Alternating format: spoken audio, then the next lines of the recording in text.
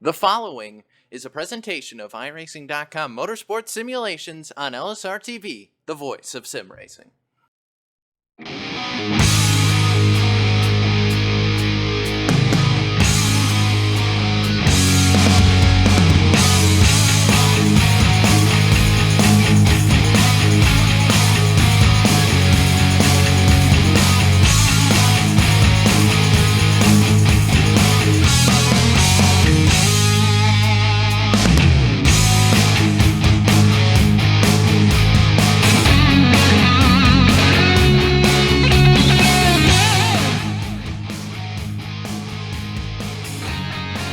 Good evening and welcome to the Superspeedway Cup here, round number 3 from Daytona. We are under the lights for another action-packed race tonight. It's going to be a fantastic 100 laps here around the international home of motorsports, the Cathedral of Speed that is Daytona. Rachel Whiteford joined tonight by Austin Coop. Austin, Daytona, nighttime, this is what racing's made for. Yeah, I'm really excited for this race.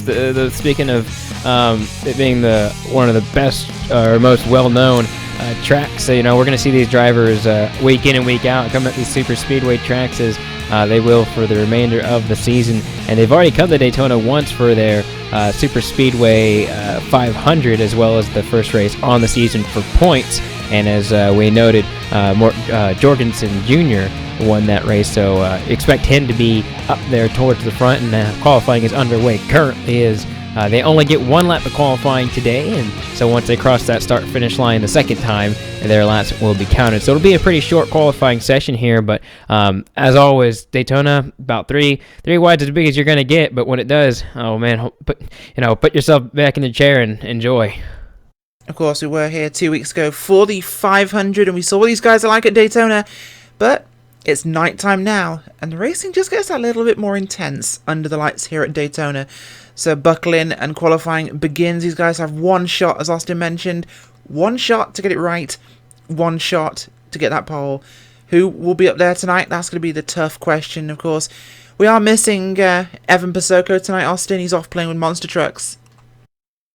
Yeah, and we're going to take a look at the standings here. I think all of us liked a little bit of monster trucks every once in a while, but Garrett Atwell is at the top of the points list right now. Of course, he's not at the very top. He'll be third, considering the two wins from Jaburko and Jorgenson Jr., so put those two at the very top, and they will stay there, especially if they win another race. But Garrett Atwell still in a great spot, only in the lead by 1 point over Rodney Wofford. That's a really, really close difference between those two guys, but points matter a whole lot more than a lot of these drivers think when it comes down to the end of it, because you don't want to race.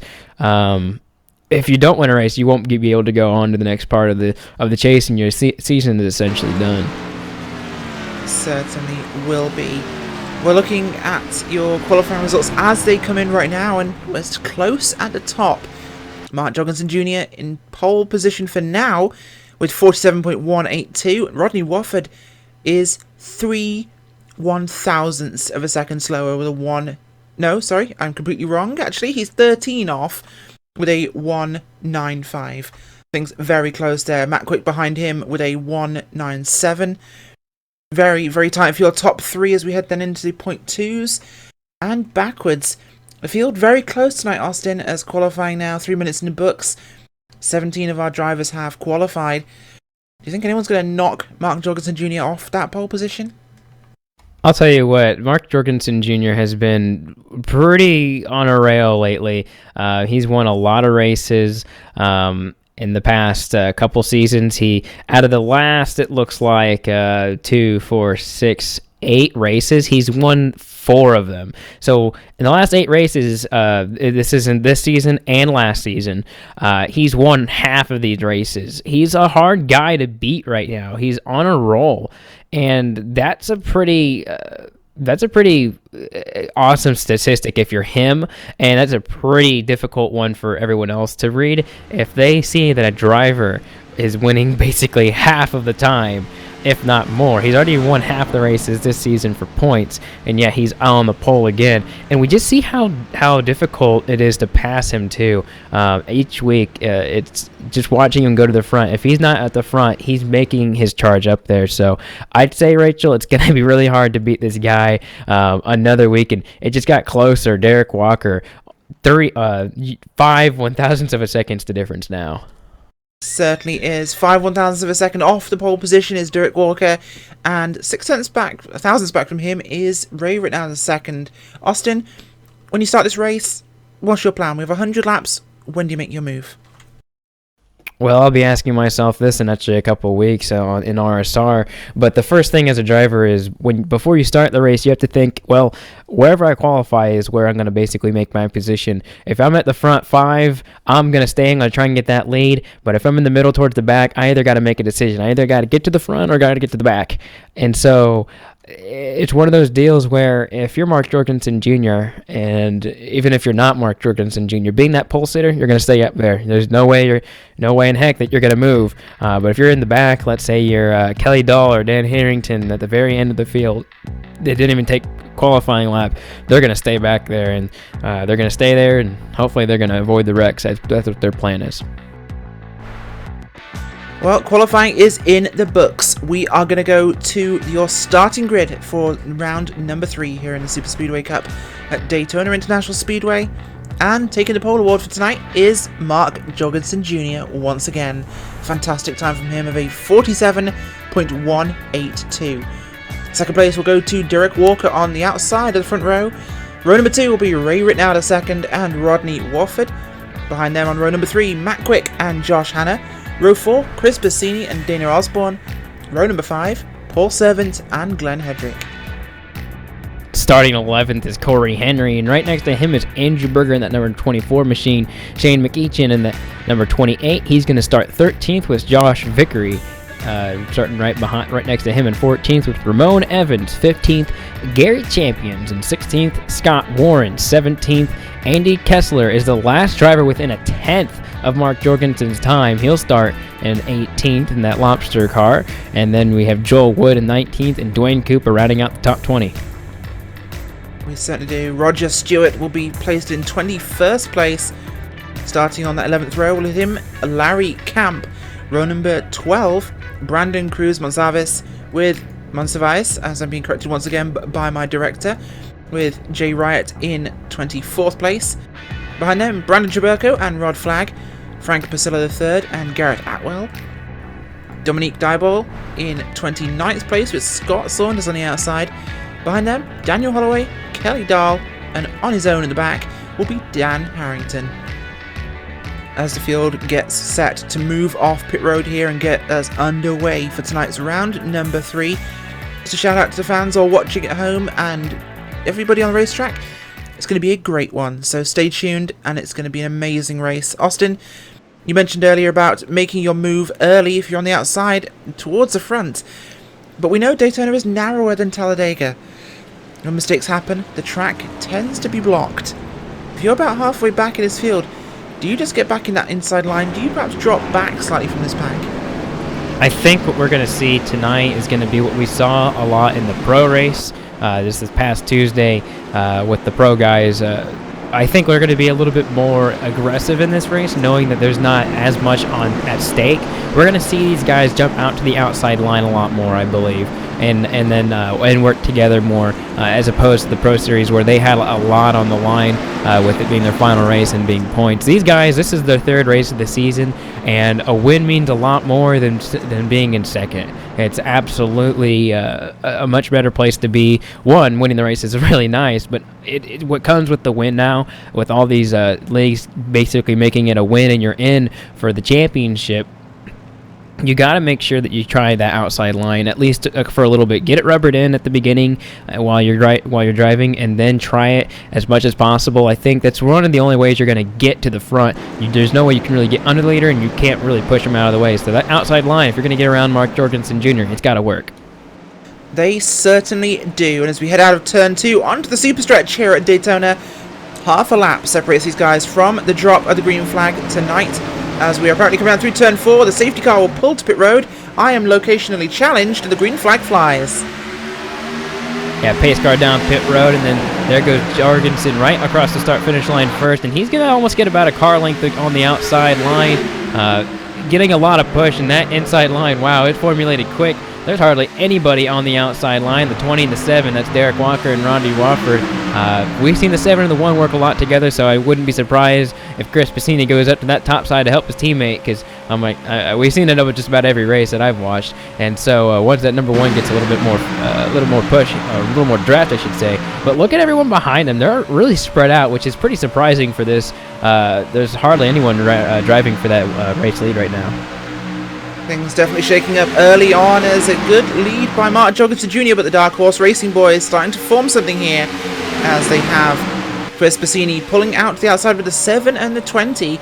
Rodney Wofford and Derek Walker there. I'm going to get 3 cars on the outside. We'll see what they can do here as we head on to lap number 2.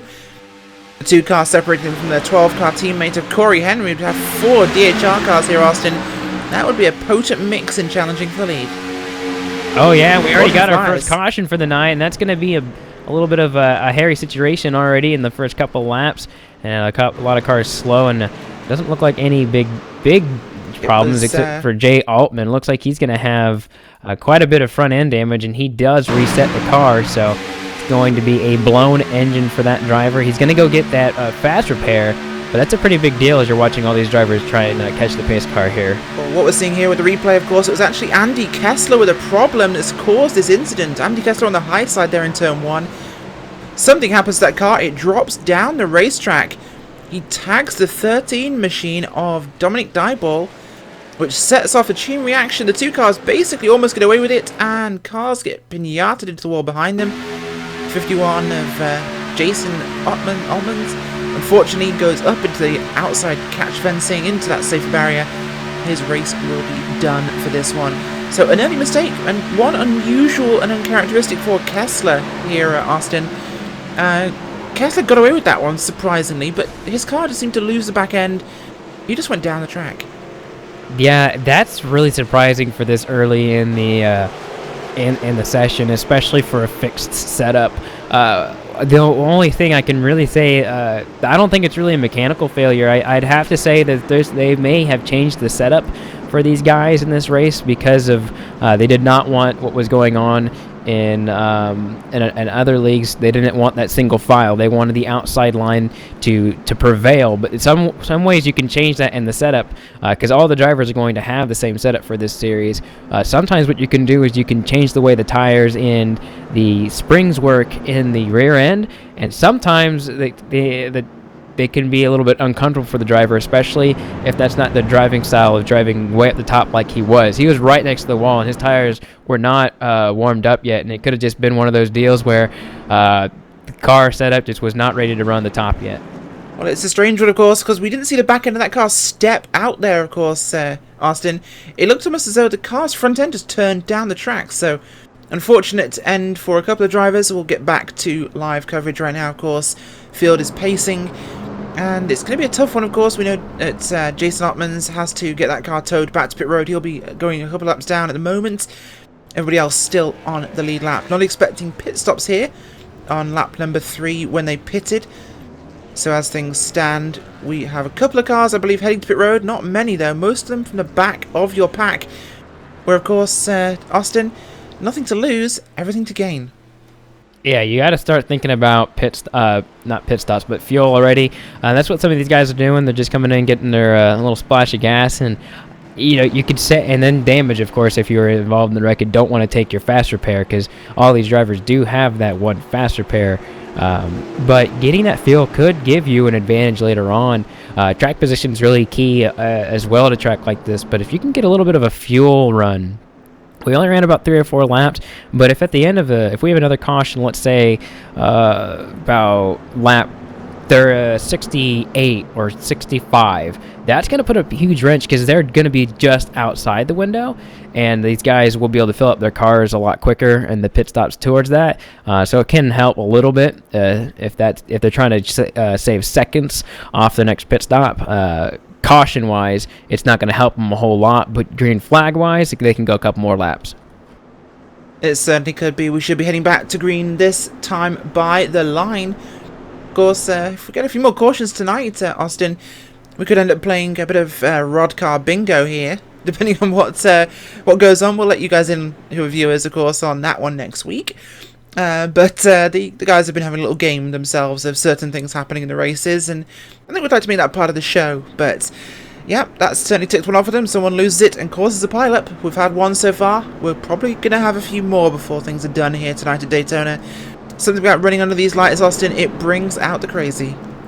So when you talk about the bingo, because I guess I'm not unaware, I guess the car is involved and you have a bingo sheet, that's where you start blacking it out. Oh no, it's worse than that. I'm going to send you a link right now so you can see it. But Okay. It's certainly been a fun one, and we're going to try and incorporate that in the show from next week onwards. It's a fun little thing, and something the viewers at home could probably join in and play as well. But the lights on the safety car are out at the moment, so we'll be going back to green this time. Heading past the bus stop there on the outside line. That'll be in use a lot this weekend, of course, as the Rolex 24 will kick off here at Daytona in real life. That was last week, of course, for iRacing. Turns 3 and 4 here, Austin. Time to get cranked up. Yeah, these guys need to really get their heads in, back on shape. They're really ready to go, and then a small little incident did carry them. Basically broke the momentum. For some of these guys, they were really wanting to go, and something that really helped these guys, look at the 7 and the 1, they're back together. You could talk about these guys all the time. They're at the front and they're together, which they are a lot of the time. Those two drivers are really hard to beat, and we're going to see that dynamic duo of the 7 and the 1 work together a lot. Just watch those guys, they're coming. Green flag is out, and we're racing once again at Daytona. As it's a drag race across the line, and the 20 car will actually lead this lap with a huge run against Martin Jorgenson Jr.'s 88 machine, and the DHI cars on the outside are pushing hard. The 7 car of Wofford right on the bumper there of the 20 when we got started here, Aston, but they've spread out a little bit. They're relaxing slightly here. The 21 car below them, Glenn Hedrick, he's going to get involved in this one, as these guys on the outside are struggling once again to get formed up. Yeah, that 21, that's the first time I've seen him up towards the front in a couple races. So that driver trying to make a statement, seeing what he can do in the early runs, and he came from all the way back from 10th. He's one of our bigger movers in the top 10. I'm sure we have a really big mover somewhere else in the field. 5 positions is not the biggest mover of this field, that's for sure. But the 21 car, we need to keep our eyes on that guy, on that driver, because we haven't really seen him up towards the front. And on this restart, made everything happen the right way and got himself on the bottom line, see what he can do. And he also split up those guys on the outside. The lead pack a lot more condensed this restart forwards, as we have an outside line truly forming at this stage. Led right now by the 20 of Derek Walker, behind him the 7 of Rodney Wofford, the 1 of Chris Bazzini, the 12 car of Glenn Hedrick. Yes, you see that right, folks, that is 4 of the Dark Horse International racing cars up there on the outside. And they're going to get themselves hooked up. They've got the 2 and the 28 behind them, the cars of Josh Hanna and Shane McEachin. Very potent races here, Austin. Those two definitely very favourites to win races every week, as things are going to get a bit scrapey. Oh, we lose a car. The 87 of Ray right now, the second, loses the back end of his machine as he's blown that car up, I think. That was... He looked like he was on the bottom line, and he touched that yellow line and just got himself really out of whack. And once he drifted up the track, he was either going to wreck the whole field or pull it down. And so I think it was good for him to pull it down, but definitely costly, as you're seeing the change of lead make a big difference here. The 7 and the 20, they've made themselves 1-2 right there in front of Jorgenson. So Jorgenson's going to lose 2 spots, and that one of Chris Bazzini, he's only going backwards on the outside line. The outside line will have to struggle itself together and get itself reorganised here, as, well, losing that 87 car on the low side certainly lost momentum for the car of Mark Jorgenson Jr., and that cost him the lead there for the 20-7, as Austin pointed out. As that smoke we saw, of course, from the 87 machine is something we call in racing the old 2-foot magic hack to stop his car spinning. Ray right now, second, of course, jumped on both pedals in that car in an effort to kind of regain the balance of the automobile and get himself straightened out to try and stop him spinning towards the wall. Absolutely beautiful save from him. The inside line here, as we look back to what's going on the track. Everything's formed up well here as the guys are getting themselves organised again. The outside line, though, as we said, Austin, is really broken down a little bit. We had a huge pack before, but that little move there, it scared everyone. and things have strung themselves out. Yeah, we see that a lot, especially when drivers have issues like that. It kind of puts everyone back in their seat and realizes, oh, we got a long race to go. We're only 1/10 of the way through this entire race. And you're seeing some drivers, you're seeing Rodney Wofford in that 7 car pull out just a little bit, see if he can get a little bit of a run on the 20, and there he goes. Sometimes it doesn't come to fruition, but he's got Jorgenson behind him. And, of course, Jorgenson always wants to push, and this is where you're going to start seeing that second line start to move. But look at the push he gave the 7 car of Rodney Wofford. He's going to be able to clear the 7. And he could if he wanted to. He could come down if he wanted to, but he's not going to. And that outside line is only going to pick up everyone. People like Chris Bassini in that 1 car and the 21 car of Glenn Hendrick, they're going to be pretty happy about the outside line starting to form up again. And just like that, in a lap, it looked like we weren't going to have an outside line, and now we have a dominant outside line. Oh, look at the 21. He's done. Big incident there in turns 1 and 2 again here at Daytona, as the 21 car of Glenn Hendrick loses the front end, like we saw, of course, with the car of Andy Kessler. Replay up for you there on the screen as he just loses the back end, goes down into 89, comes up, collects Chris Bassini, the 28 car behind him as well, and a bunch of other cars here, Austin, as a few cars get tipped into the outside wall in the ensuing aftermath. That was, I think, not quite the big one, but certainly a huge one.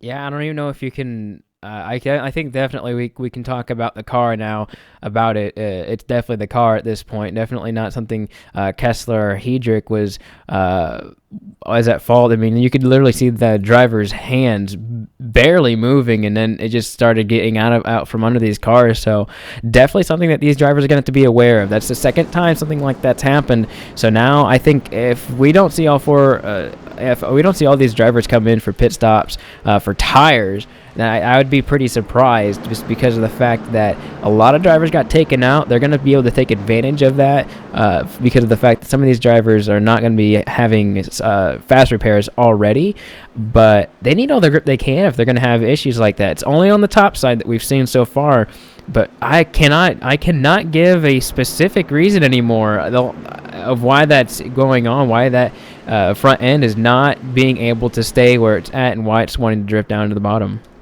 Well, what we're seeing here, of course, Austin, this is happening. And this has happened, of course, as we mentioned, exactly the same thing happened with Andy Kessler in his number 98 machine. It was the same part of the corner as well. Both these incidents have happened on the entry point to turn number 1. This has been when the cars have started to head up on that banking, that huge banking here at Daytona, and they've started to turn. So something in the front end of these cars, of course, is not biting as sharply as they'd like. Turn 1, it's a wider entrance to turn 1. It's a wider angle into that corner than you'll find in turn 3. They don't seem to be having any problem in 3 we've seen so far, but possibly with it being a unique corner, there is something in this setup these guys are not liking as all our cars head down to pit road now for service.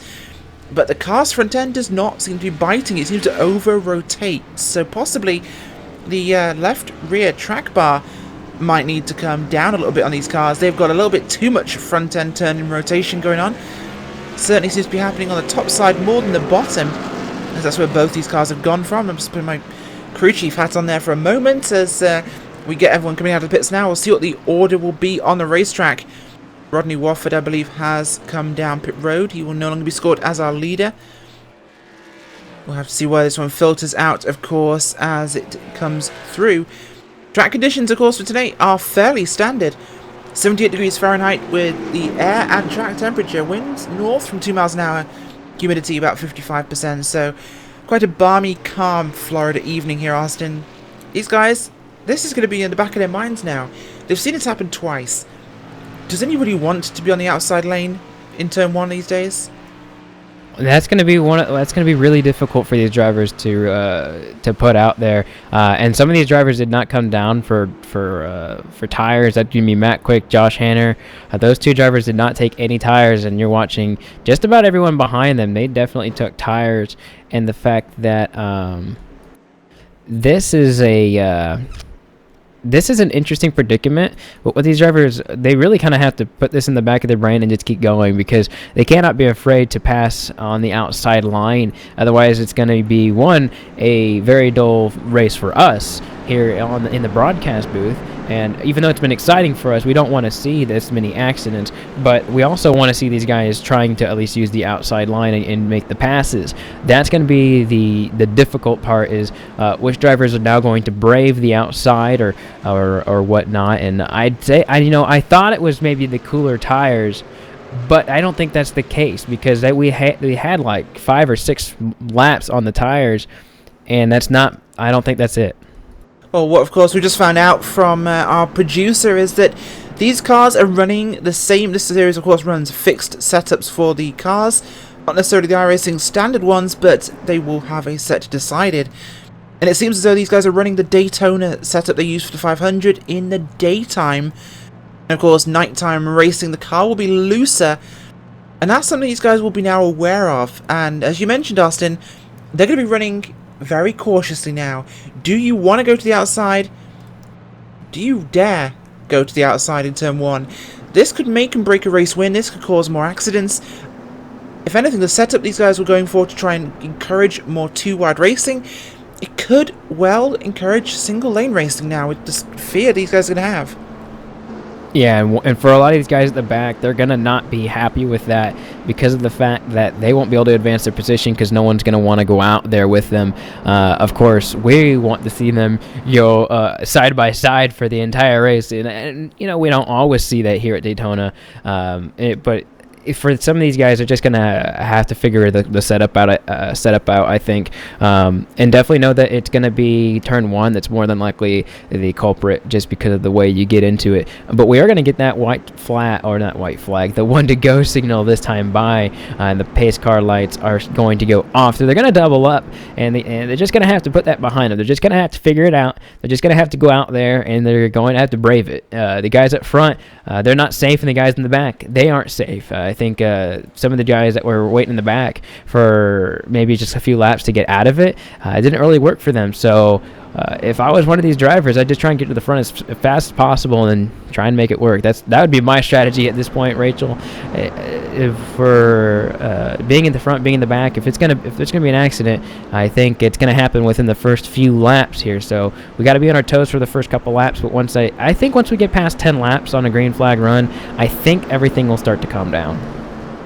Certainly could be. We'll have to find out, of course, as the restart will come this time by Rod Flag and Matt Quick, your front row, Josh Hanna and Derek Walker behind them, Roddy Wofford, Mark Jorgenson Jr., Ramon Evans, Andrew Berger and Dan Harrington and Shane McEachin, your top 10 for our third restart of the night. Well, second restart, third start.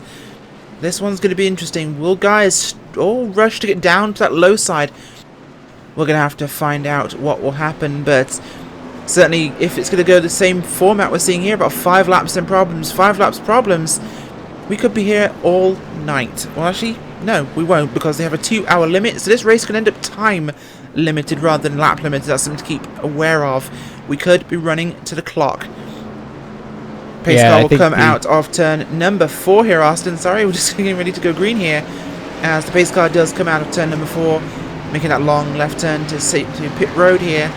Field will be under the command of Rod Flag and Matt Quick as the green flag flies early here at Daytona. We are back racing for caution number 2.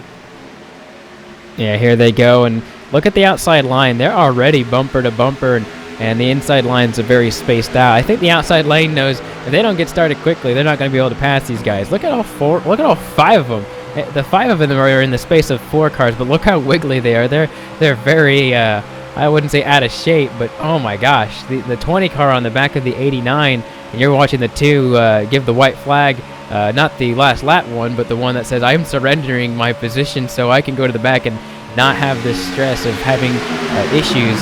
So he's going to go to the back, and these guys up front, they're going to continue to go. But as I was saying, I kind of cut you off there, but I think the saying once bitten, twice shy is going to start to apply here with a lot of these drivers, except for those up front. I think the 20, the 88, they're used to the same kind of thing. When you have 10, when you have double-digit wins in this series, and I'm talking about Mark Jorgenson Jr., I don't think you're really going to be shy about much. Certainly not, as the 24 and the 28 car on the outside line there. That is the cars of Andrew Berger and Shane McEachin. They're going to try and find themselves a gap to get down to that low side, as it looks like all of our field has gone single file very, very quickly here. the vast majority of this field have really spread out. They want no part in what could happen, as really a few cars at the outside lane, but not as many as we've had in previous runs here. Very cautious restart to this race, and of course we must always keep our eyes as we have teammates at the front here pushing. 24 behind the 88 car there. They're going to get this one moving, see if they can get Mark Jorgenson Jr. back to the front of this motor race. Can Andrew Berger go with him? Will the 28 come with them? That's going to be the tricky one here, as they have got 4 or 5 cars on the low side here, Austin. 3 on the high side. It's going to be very tricky to pass. Yeah, and you're watching a little bit of three-way battle behind them, too, and it looks like a second pack. Looked like Pacini and the 99 car of Kelly Dahl were going 3 wide, just trying to get around some guys. So that second pack, you can't forget about them as well, although they're not very formulated. They're trying to make moves, but they have to get a group together. They really got to start going and bringing it up. But yeah, like you said, that two-car group only got the leader now, Jorgenson. He just took the lead over the 20 of Derek Walker. That only worked out for one of them. The 24 of Andrew Berger, he's going to have to figure out how to get himself up behind the 88 to continue their strategy, or they can see if they can dominate both the inside and the outside line and make sure no one passes them. That's still going to be difficult either way. It certainly will be, as the 24 car now leads that outside line after getting his teammate Mark Jorgenson Jr. back to the front on the low side. 28 car Shane McEachin giving him a good push here, as the 10 will join them too. That's Rod Flagg, of course, series administrator and racer here. 89 car, who was leading on the restart, Matt Quick, he is now back in the 3rd position on the inside line, running 5th overall. 7 car of Rodney Wofford on the low side, back in the 4th spot. A couple of cars coming off pit road there, as they've been in for green flag services or penalties served. 83 car sitting a little bit back from these guys. Ramon Evans looking back to this second pack, though. It's looking like they're going to try and go 3 wide again here. Kelly Dahl, one of those drivers, along with the 76 car here of... That's 76 Scott Warren there, of course. And on the high side, I think that's a 22 car. Look who's coming forwards. A man we haven't spoken about much so far tonight, but a man we always should talk about, Brandon Chiburko. Yeah, Chiburko's right there in that number 22 car, and it looks like we got a car on the wall on the outside line. McEachin, he has a blown engine. Perhaps that is overheating. We're going to have to take a look at that. It does look like there's some front-end damage, so possibly got the front-end damage and then got that thing blown up afterwards. Yeah, and that does look like that is the case. He just ran too hot and had an issue, and that does occasionally happen with these cars, but that's pretty early for a car like that to happen. So looking at there is not really that much front-end damage.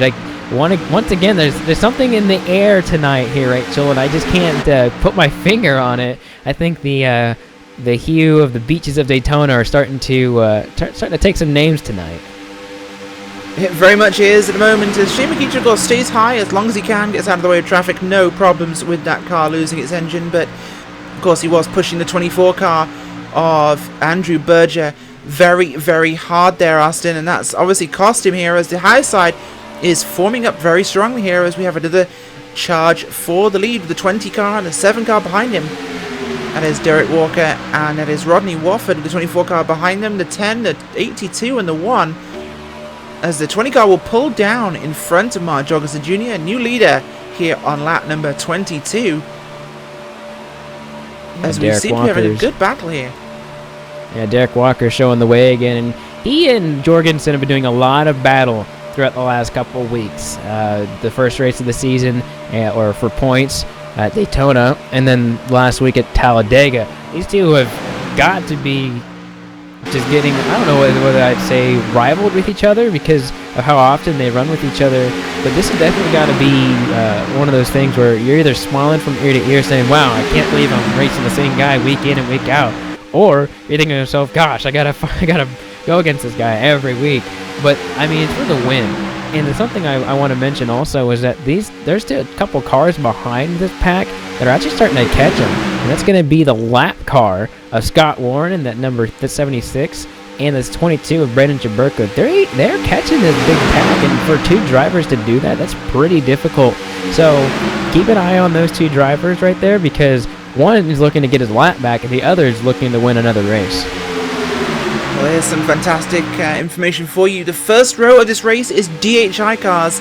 The second row is a pair of chicken wing cars. So 2 teammates, 2 rows here at Daytona. Who will get to the front? And it's looking like it's a lockout by DHI right now. They are controlling both lanes here. Neither one of them pushing particularly hard. This is stacking up the group behind them, of course, but they're where they want to be.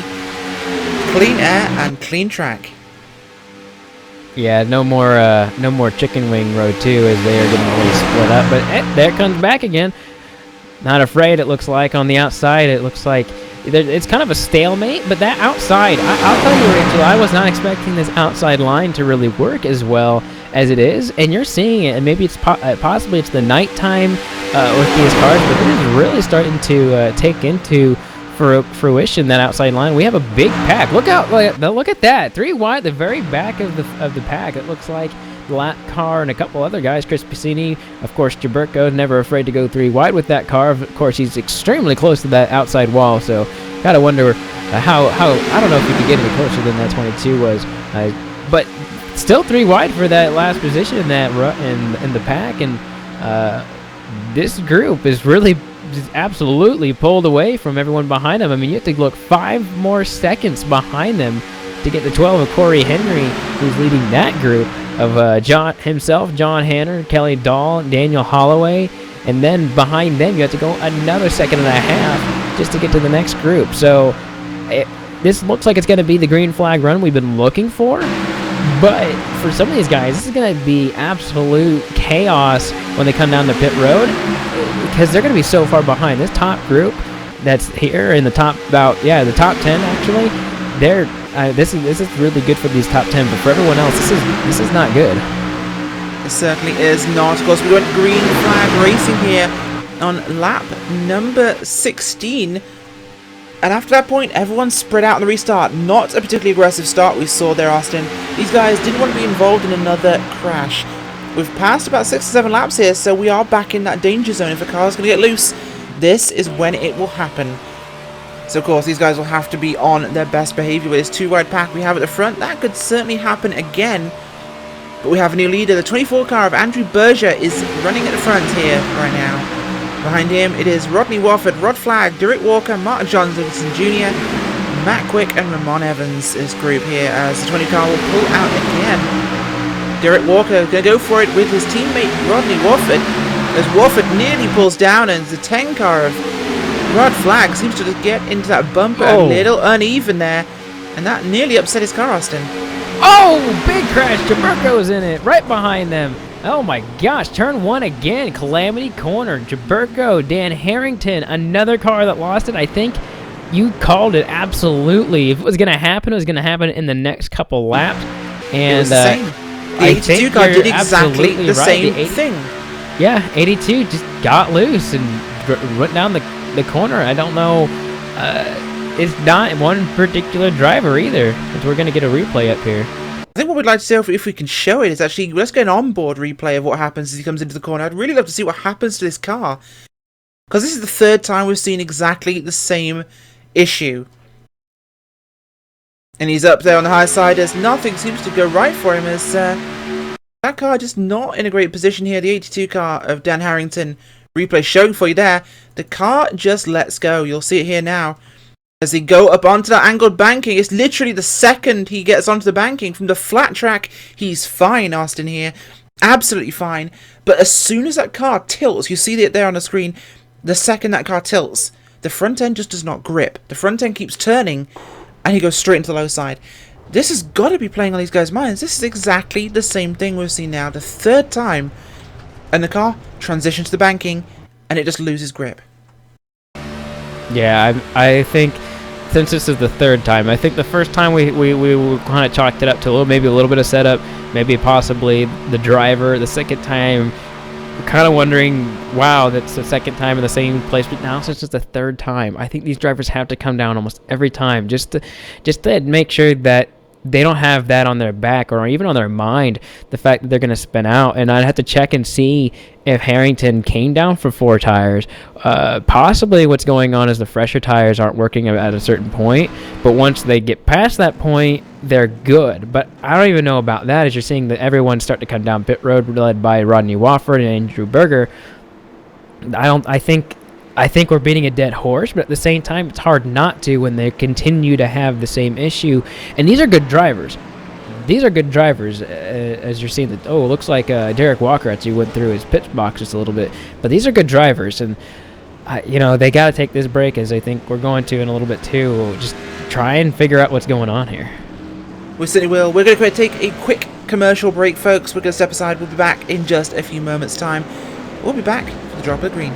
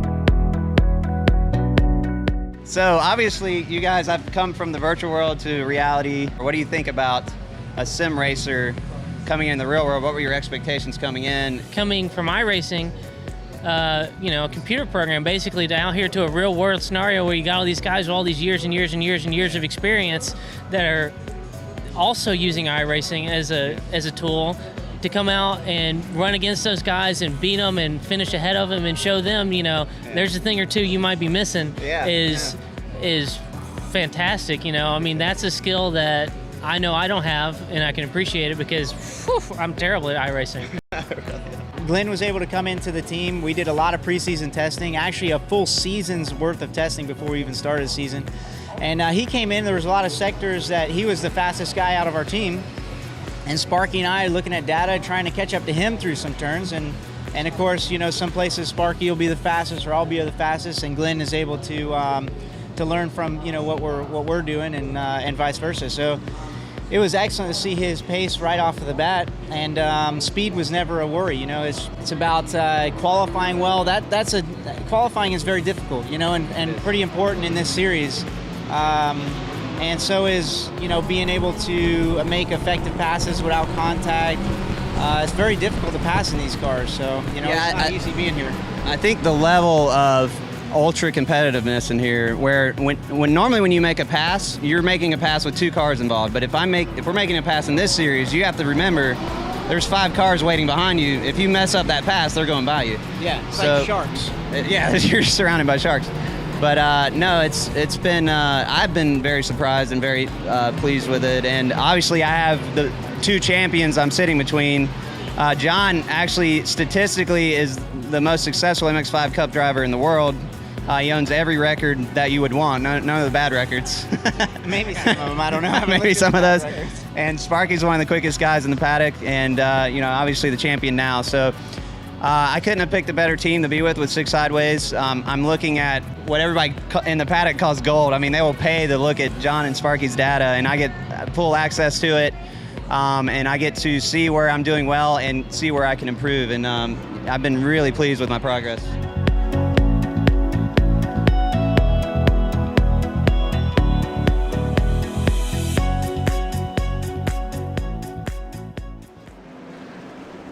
Welcome back to Daytona International Speedway here with the Superspeedway Cup. It's Rachel Whiteford and Austin Coop here in the booth. We are on caution number 3. We have that big scary. There is an issue with the car setup. Austin, these guys are struggling. A couple of laps on the outside lane. You have no grip. You can't turn in. The cars are coming back to the green flag here. We're going to go green first. We'll answer this question in a moment's time. Pace car will pull to pit road now, leaving the field in the command of Andrew Berger. Matt Quick on his outside as the green will draw.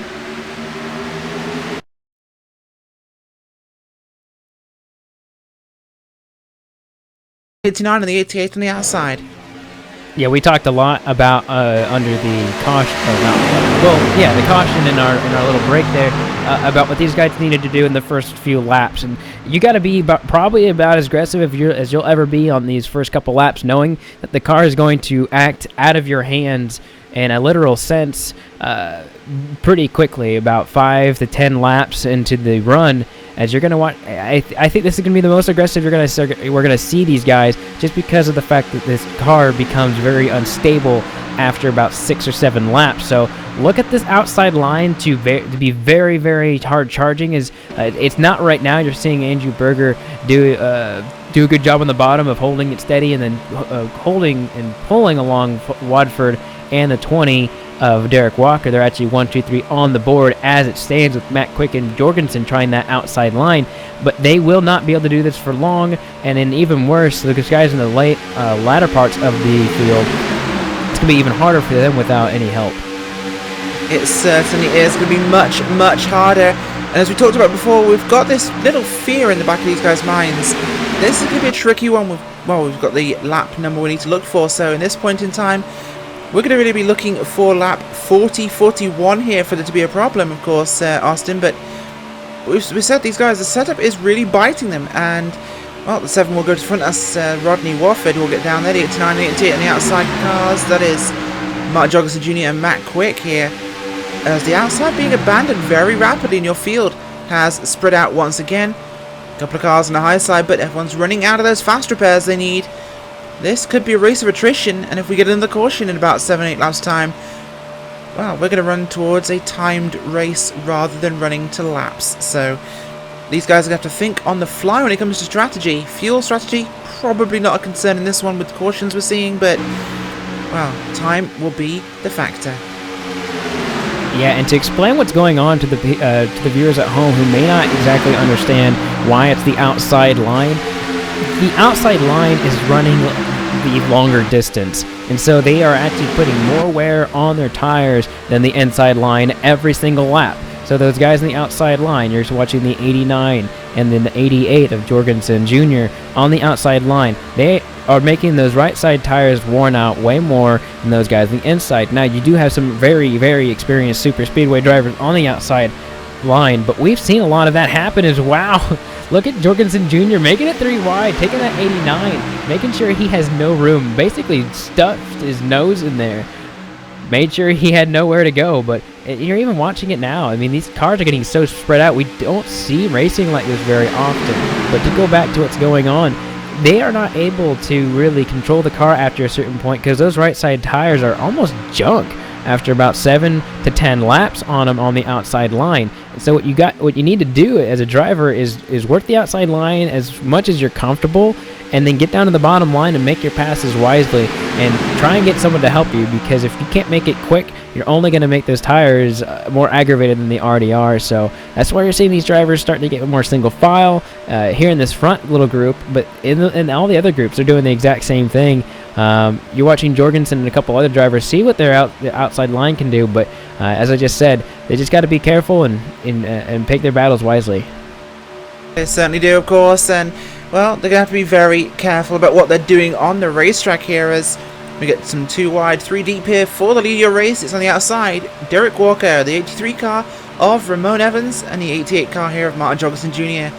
They're going to mount a charge for the lead. And it's once again 2 of the DHI cars on that front row. The 83 car pushing hard. That is Ramon Evans. He wants to get to the front here. Ramon Evans uncharacteristically towards the front here, doing a great job of it. As things getting very, very busy here. Gotta keep your eyes on what these cars are up to. Yeah, Ramon Evans in that 83 car is making that outside line work, despite all the issues we've been having. And you're looking at Jorgenson. I was talking about him. Look to have a third line there, and oh wow, almost comes right down into Rodney Wofford right there, creating a little bit of a bubble between them. And the 83 is trying to get it done by himself right there. It's not going to work out, but 83 has no help at this point, so he's going to lose a little bit of ground. Might be able to sneak in between the 24 and the 7, but there's not a lot of room for these guys. I mean, oh, look at the 20 car right there, but blocking the top line, blocking Ramon Evans, and we've seen action like this. And like if that happened in turn 1 and a couple more laps, the way the air works on these cars, I feel like we'd have another issue. But here in turn 3, it's I guess not a problem. And look here in the back, or not the back, but in the middle of this group. Look at Kelly Dahl, right there in that 99 car, right there in 9th place. So 999 for that guy. But we haven't seen him this high up in a long while. So you can see that driver, Duberco, got a brand new car also up there. So top pack is starting to get some visitors here.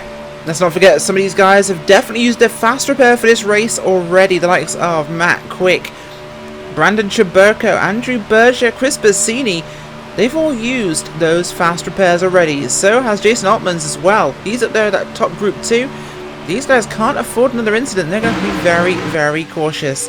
So the likes of the 22 car on the outside there, he's struggling. But something else I've noticed here, Austin, it's never the front driver in the outside line that loses it off the corner. It's always someone a little bit further back. Could that be an issue here? Could it be the draft of the car in front is just taking some air off the car and causing it to just lose grip?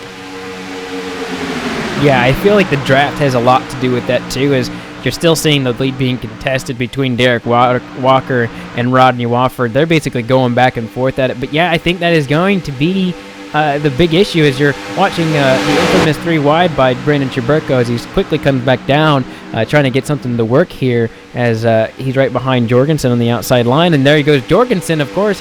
You go on the outside in front of that number 22. He's going to probably come there with you. Oh, look at the contact. The 83, he's in the wall, and he's going to go right in the Jorgenson. Another big issue. Oh, huge crash right now. Chaburko's going to be out. Oh, Chaburko hard into the inside wall in an impact reminiscent of Kyle Busch last year. Or 2 years ago, I should say. But incident there, the 83 car goes down and just smacks into the side there of Rodney Wofford. Going to show you the replay as he just couldn't hold the car. He was loose, he could not hold on to it. Hits Wofford. Wofford goes into the outside wall. 88 of Jorgenson Jr. in the outside wall. And this collects a lot of other cars there. Big junk. We've got some guys who are now out of this motor race. Chaburko being one of them. Having lost his engine twice, his day will be done here. This is certainly shaping up here to be quite the crazy one. And what do you know? It's 8 laps since we went green. Not the same issue, but it could be related as that car got loose there on the front stretch. Of course, that was the car of... Oh no, we did have contact initiating the incident with Ramon Evans, but it was unrelated, we think, to our major issue we've been seeing in turn 1. But Austin, it's again, we seem to be getting runs here about 7, 8 laps before the yellow flag will fly and we're back under caution. Yeah, like I said, I feel like there's something in the air tonight, something that these drivers, there's a lot, you have these races every once in a while where there's just a lot of adrenaline through these drivers, and there's also, there's a lot of things that start, it's like a little mixing pot, and you start stuffing a lot of things into it, like the track, the setup, the fact that these guys really want to win. I mean, no one wants to really have any back down moments, and you're going to see that still as we're, the list of drivers off the lead lap and in the pits and even in the garage or packing home is starting to add up. We'll give you a little bit of a report here after the caution comes out of who's in it now and who's out of it. But there's some drivers here tonight that are still well in it. Some drivers that are going to trying to take as much advantage of this as possible. A lot of good drivers are out of the race. Last week's winner, Jaberko, he's looks like he scored 26, but he hasn't made it across the start-finish line, so of course he'll probably lose that lead lap status. As you're seeing all the drivers come in for scheduled stops or for caution stops, as you see all these drivers come in, but this is going to be a long one for these guys, as it's just gonna, I feel like there's just something in the air, and as we keep going, Rachel, I think they'll figure it out, but 4 cautions and 44 laps. It certainly made things very exciting here in the Superspeedway Cup Series on LSRTV and iRacing Live. All the action has certainly been on show tonight. We've had 3 cautions brought out in tonight's race. 2 of them, the infamous turn 1 outside line, costing people the race.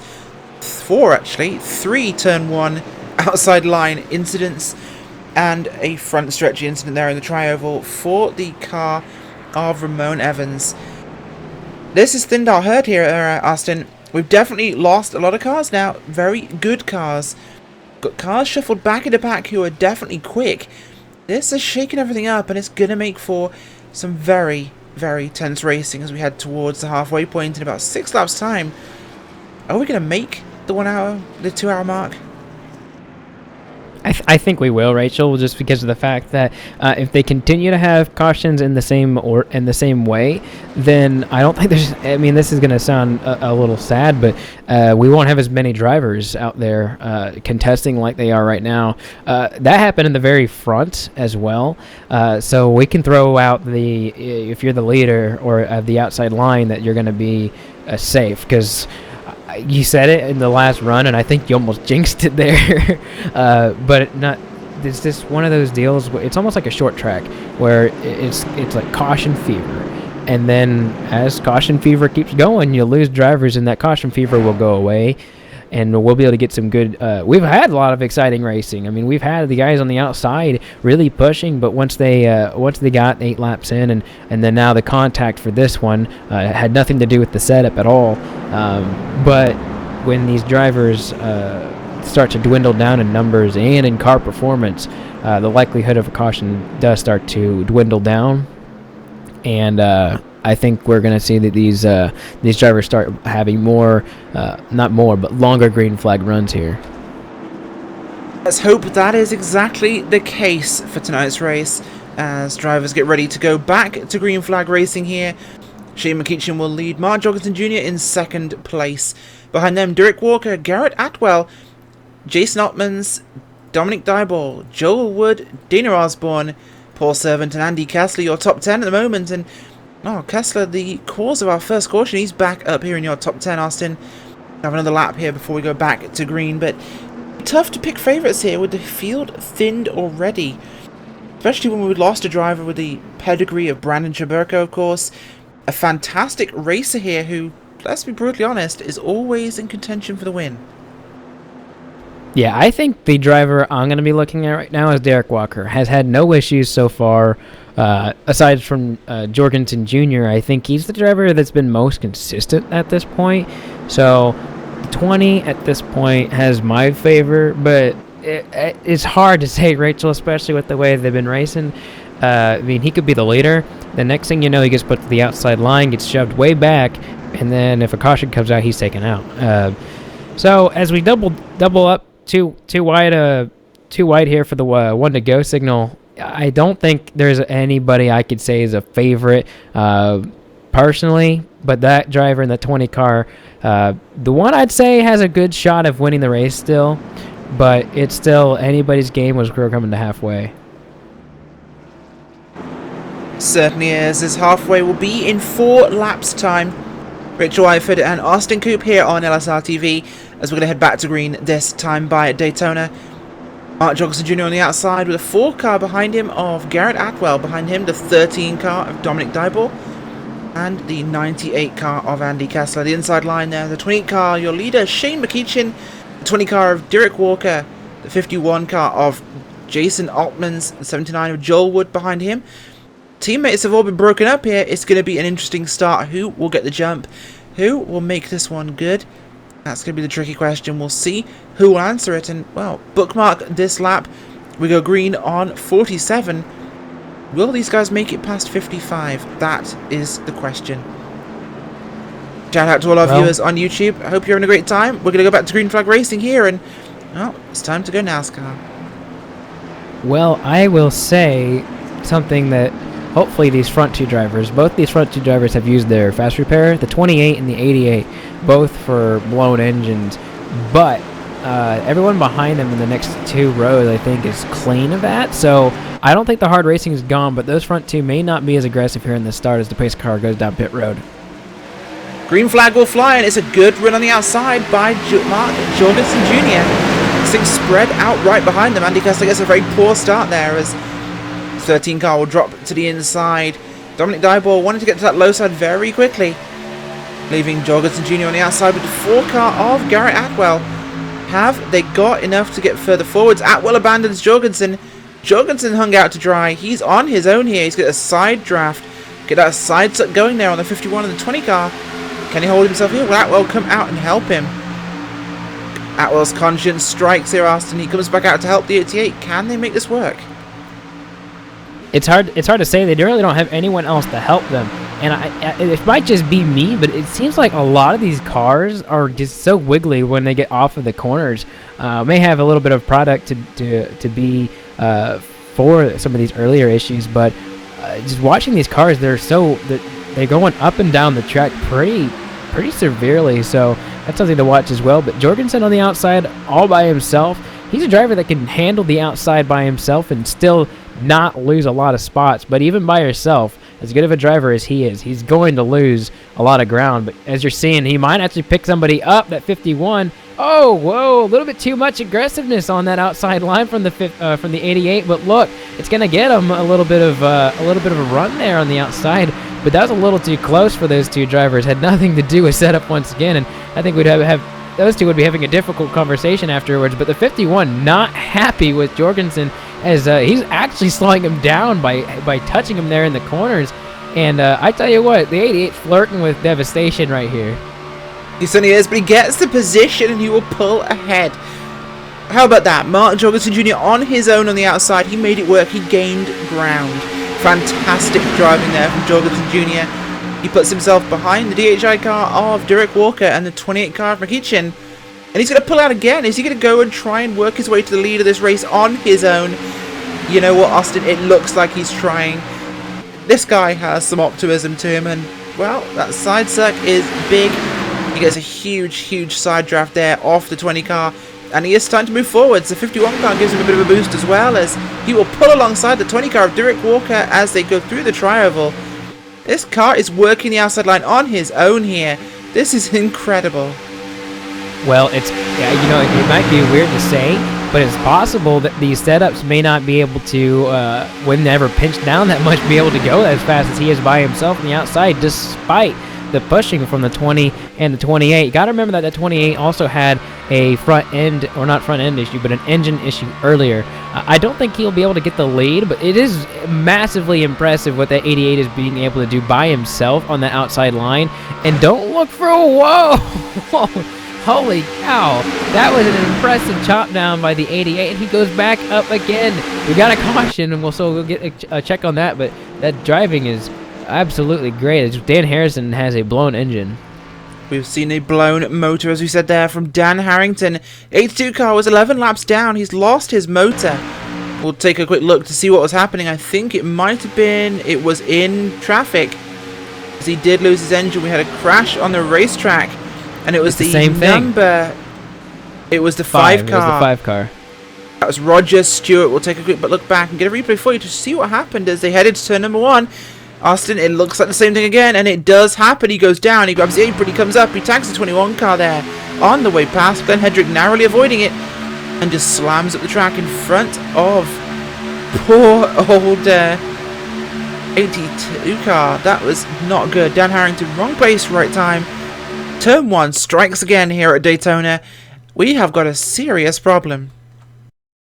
Yeah, and I don't know if I can 100% put it like the other ones because he did get a little bit of a tap right before that, so I don't know. But I think the culprit for that one, I don't think we can put it like looked like identical, the first few Austin. cautions. I think we can. I think it looked the same. The car's back end didn't move. It was the front just turned down as the 51 car will stay out. Jason Altman stays out on the track. The 4 car of Garrett Atwell will stay out. And McEachin also staying out at the front. Also, we got the 10 of Rod Flagg. He will stay on the racetrack. Everybody else will come down pit road. Gotta say though, of course, Austin, I do think it was the same incident. We saw the front end just drop and he grabs the apron. I don't think the impact made a difference. I think the front end of these cars, bump draft or not, it's just not biting into turn 1 after a few laps. And I think you said it best after a few, after the second or third one, it does happen as soon as the banking starts too. So with the weight transfer right on that left front, I think it just pulls the car down, just like you're saying. After watching it a few more times from a different couple angles, I do see that there's no contact between them when it actually starts to go down the track. So it doesn't happen in turn 3, and I think the reason why for that could be the possibility that the banking doesn't start as quickly as the other. But this is a problem that I think it's not necessarily avoidable, because I think it is, but at the same time, these guys don't want to lose as much time as they are. I mean, these guys were not in the top pack, they weren't in the middle pack, they were actually towards the end of the field, and it still has the same repercussions. So I don't even know if we can put it on the air or anything. And this is the looming topic tonight,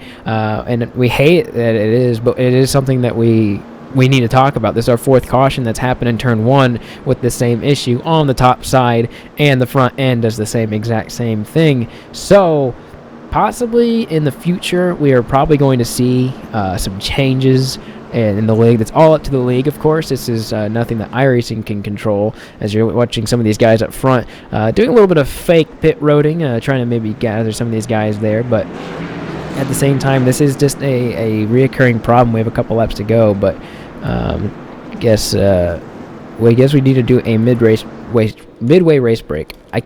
We certainly do, of course, and well, as we cross the halfway point of tonight's race, let's take another look at our iRacing midway race break. Brought to you by iRacing, the world's premier online racing game, with professionally organised racing from NASCAR, IndyCar, IMSA and more. Well, we've had 5 cautions so far tonight. Shane McEachin currently leading with Jason Altmans in 2nd place, Garrett Atwell 3rd place, 4th place Rod Flagg, behind them Ramon Evans, Gary Champion, Mark Jorgenson Jr., Andrew Berger, Frank Basilla III, Derek Walker. 11th place Matt Quick, Brandon Cruz, Monsalves, Dominic Dyball, Chris Bassini, Scott Warren, Joel Wood, Rodney Wofford, Andy Kessler, Josh Hanna and Corey Henry, your top 20. After that, it's Roger Stewart, Ray Renell II, Dwayne Cooper, Dana Osborne, Paul Servant, Glenn Hedrick, Daniel Holloway, and laps down we have scored Kelly Dahl, Scott Saunders, Brandon Chaburko is out, as is Dan Harrington, Larry Camp, and Josh Vickery. It's been a very eventful race so far, of course. We know we have an issue with this car. Turn 1 on the outside, after about 6 or 7 laps, the front end does not bite. We've had 4 of our 5 cautions tonight caused by that issue, and it's certainly been the talking point of the race. This has been your iRacing midway race break. For more information on the wide variety of sim racing possibilities online, visit iRacing.com to sign up today. You can use the LSRTV promo code by entering PR-2016 LSRTV. We go back to not green flag racing, as my director's talking in a very strange way to me.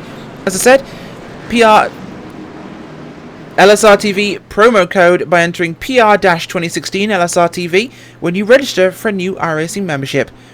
To get the late model free of charge, along with 13 cars and 14 tracks included with your first time subscription. It's been absolutely fantastic so far, of course, here, Austin, as we get back to go green flag racing, this time by 28, 51 on the front row, the 4 in the 10, 83 in the 18. Jorgenson Jr. back with his Chicken Wing Racing teammate, the 24 car of Andrew Berger. This is going to get intense. Lap 54. We're getting towards the last part of this race. We might run to time, we might run to laps here. It is certainly on. Yeah, 1 hour or looks like 46 laps to go. We hardly ever talk about time limits in oval racing, but the fact that some of these guys either want to hang out with their family tomorrow, not feel extremely bushed by having the race go on forever, because sometimes we do have extensive races like we're having, obviously not under our control, their control in some situations, but there has been some hard racing that has led to normal situations of wrecking, and this isn't like abnormal for the Superspeedway Cup to have this many cautions. The issue for us is the fact that of the way it's happening. So we're going to be going green this time by, and they're stacking it up once again. That 28 car is leading the inside line once again. Pace car will head down pit road, leaving the field under the command of Shane McEachin. As the green flag will fly here at Daytona, we are racing once again. The outside line stacks up hard. The 51 car did not get the start he needed. And that entire outside line got a great start behind him, but not enough as all contact! Oh no! Big junk on a restart here at Daytona. This is the big one, as literally everyone involved in that wreck. The only car to get away was the 28 car of Shane McEachin, as I think everyone is dead. Folks, everyone's dead. The whole field is junked. I don't mean to laugh. I don't mean to laugh at this, but that's your entire field, folks. I think pretty much everybody was in that. We're going to replay for you there. You want to see big junk at Daytona? You think it's a full moon racing under the lights here at Daytona and crazy stuff happens? Crazy things just happened. We lost the field here in Superspeedway Cup. I think that deserves another replay. Austin, how about you?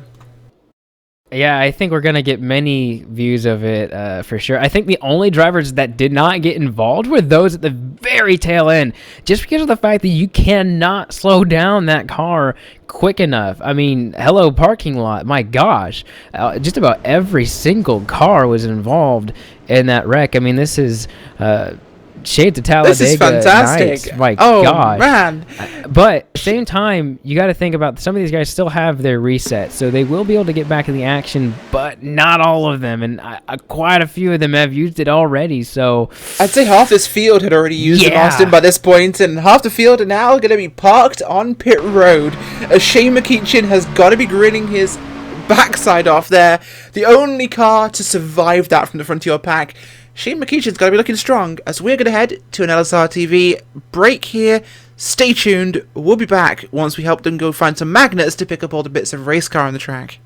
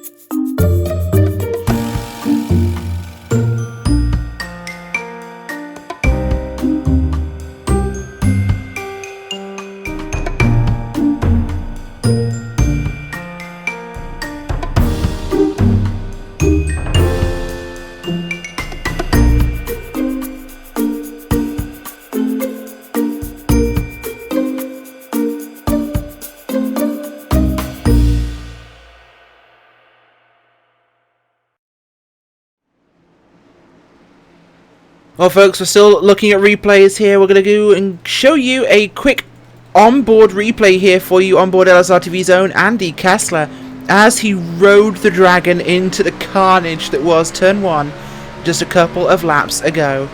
We just had the big one, and when I say the big one, I underline that. I then scribble around it, I circle it in red ink, the big one here, as poor Andy Kessler here in the worst position possible, on the brakes hard, nowhere he could go in this replay, and just goes into the back of someone, gets hit from behind, watches the junk in front of him as he sees the entire field wiped out. He got away with that one surprisingly lightly there, Austin, but still, that was just insane.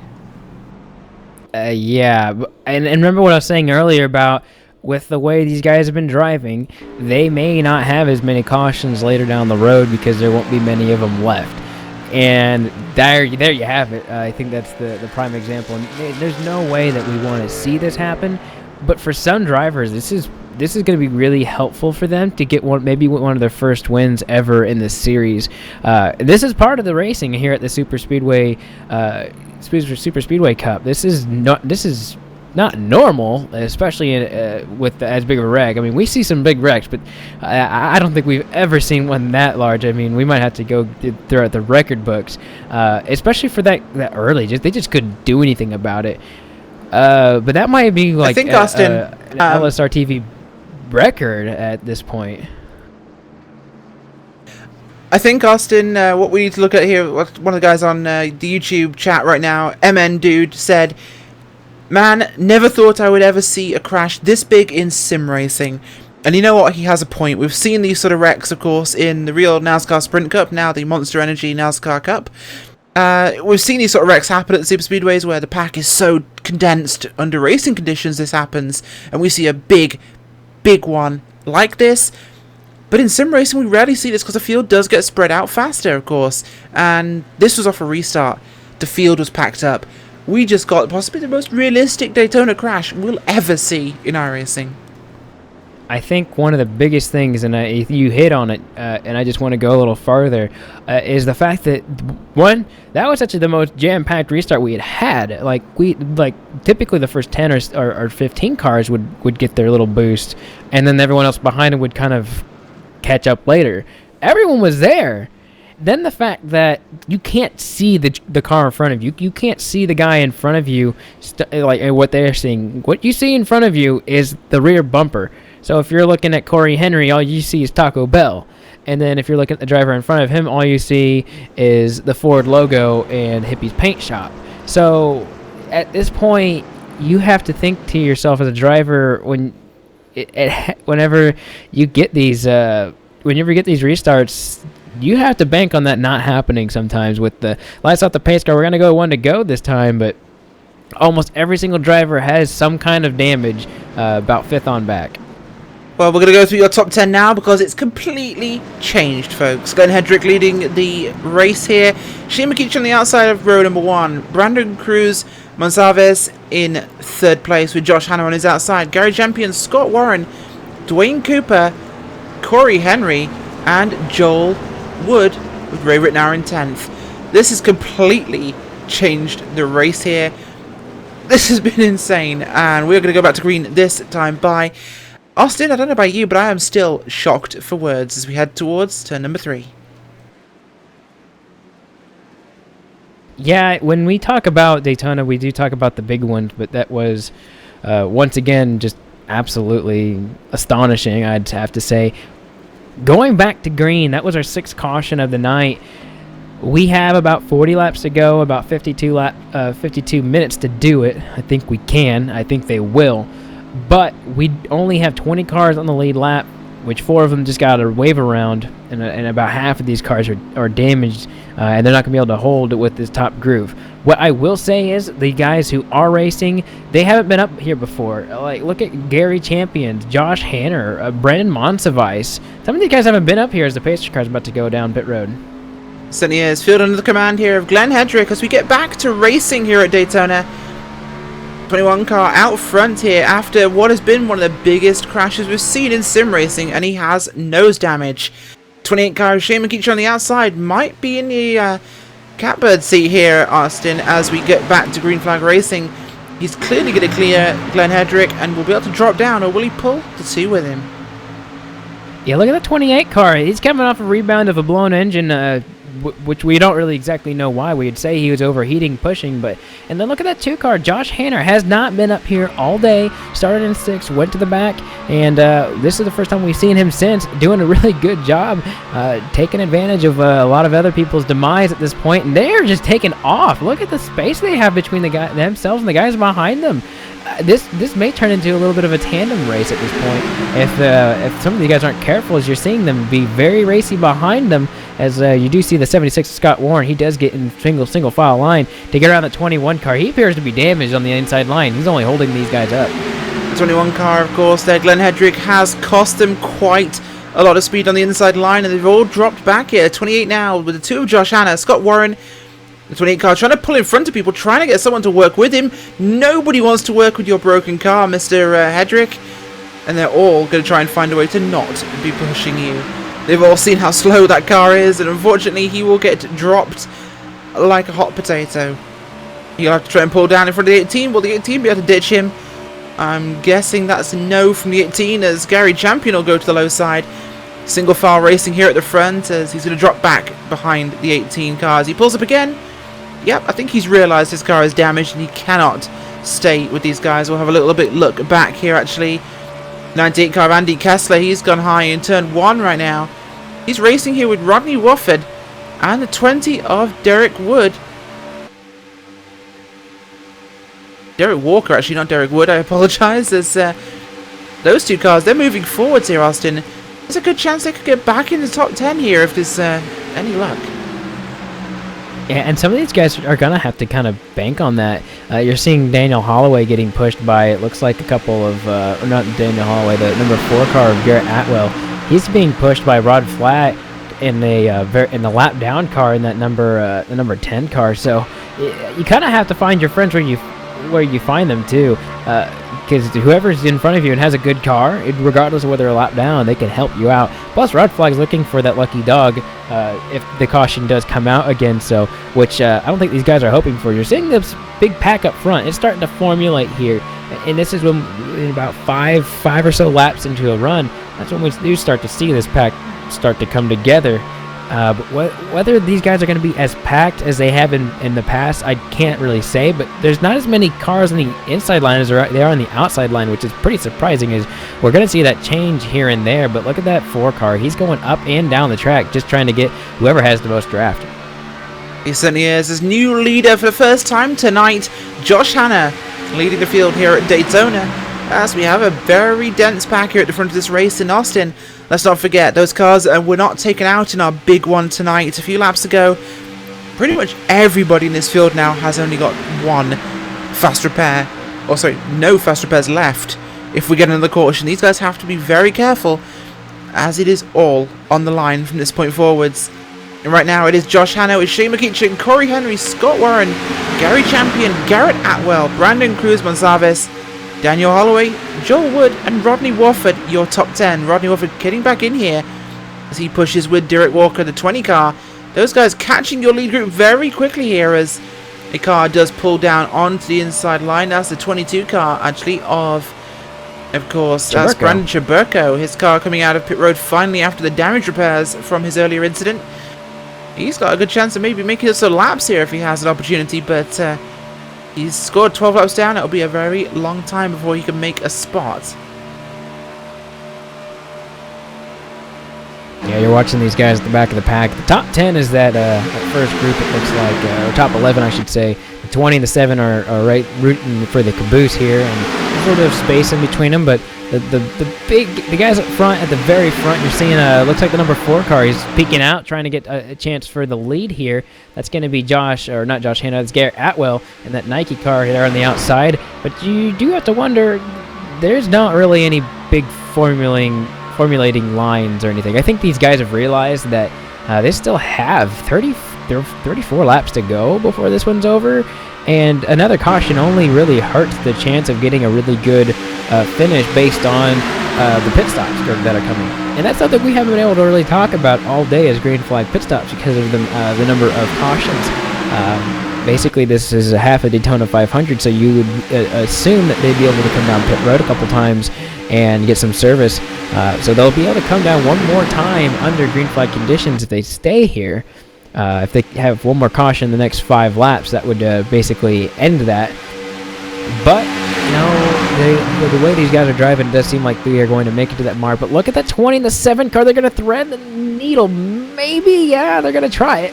They're going to go to the outside line. They had a 3-wide situation that may not have been the best time. They waited and definitely did that. But watch them. They're going up and down the track, and they're coming to the front, it looks like. It certainly looks like they are. Things hotting up here at Daytona, as the guys who were back at the front very early on, they're working their way back up here now. They're involved in that accident, of course. 20 car of Walker and Wofford behind him in the 7. They're with this lead group already, and there's a chance they are going to the front here. These two very fast cars from DHI. Teammates here working their way back to the front. They've got no other help up ahead of them, but they do not need it, Austin. The way things are going, it's definitely going forwards. Yeah, and somebody who's really happy about, or probably happy about their spot right now is Scott Warren, that 76 car. He's kind of just sitting there in second place, and look at the 3 wide behind them. You got the 20 car trying the very outside lane and seeing what he's got, and the 4 car of Garrett Atwell just shouted on the radio, "Help me out!" I don't know why you're trying to go 3 wide, and it is kind of hard to justify why you'd go 3 wide when you don't have any help, only slowing down the driver in front of you. But at the same time, if you got some help, and he does, he has a 7 car behind him, that 3 wide might actually work. And look at that 4 car, he is starting to make his way up there with a little help from the 20. But notice that they are not actually hitting bumpers. They're just getting behind each other, able to really get the air out the back of the car to make it faster. So becoming less of a pushy race, I think, at this point. It certainly is. And look at those cars at the front. The 20 car already back within sight of your leader. The 7 cars behind him on the inside line, behind Gary Champion, as Wofford will pull out to join his teammate Derek Walker here, behind the 4 of Garrett Atwell. This is certainly heating up now, as we are into that window now of outside line becoming treacherous. So these guys have to get their work done quickly if they plan to. Into the outside wall he goes. Atwell goes high. No caution yet, as Atwell slammed the wall. We'll have a quick look at what's happened, as I'm looking here. Could get a replay for you, and he lost it himself. It was this incident I was just talking about. I must be clairvoyant here, Austin. Replay showing now. I am obviously clairvoyant because he got loose, he corrected, and he snapped right into the outside safer barrier. Wasn't I just saying? We're in the window now for it to happen again. It just happened. This time, though, only one victim, and that was Garrett Atwell. But you know what this means? We still have a green flag condition, and since we're in the window, it doesn't mean that since one car did it, the rest of them aren't going to. And we do have a line of cars, lap cars on the outside, that need to make sure that they give room to these guys up here. It can only make it a little harder for these guys. But yeah, it's so odd that you did say that, but you're so right, because it happened. We witnessed it. And the only thing that really helps any of these guys is know that they're still there, and that the possibility of it happening to them is there. So these guys know they're in the bad window, I guess I would say. There's not really a good name for it, or really a name at all, but just I think the there is, fact that Austin. What is it then? we could call it the Danger Zone. Oh gosh. No Archer fans? No, okay. Well, for Archer fans, yeah, you know what I'm talking about. For everybody else, just say the Danger Zone. It's a good name.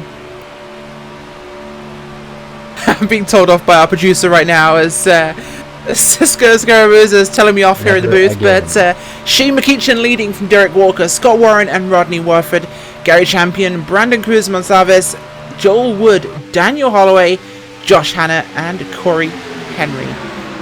Outside line, pick it up here as Rod Flagg will jump on the back. He's a lap down here at the moment. He could gain his back should he get to the front, get ahead of your leader, and he'll have a free wave around under caution. But for the lead, the 20 car and the 7 on the outside lane, with the help of Rod Flagg, they are making tracks. The 20 car will pull in front of Shane McEachin, leaving the 7 clean air with Flagg to push him. Austin? Surprisingly, with the top 7 here, Rachel, the top 7 is this group up here. There's a couple of lap cars mixed in. Of course, you were just talking about Rod Flagg trying to get his lap back. It's not easy to do, but at the same time, if he gets up there and gets his lap back, and he's the leader of this pack, then he's technically on the lead. Lap caution comes out, wave him around, and then you can get Andrew Berger, who would be the first car for the Lucky Dog. Granted, he's not in it. But we have a drastic drop-off. We have only 17 cars on the lead lap.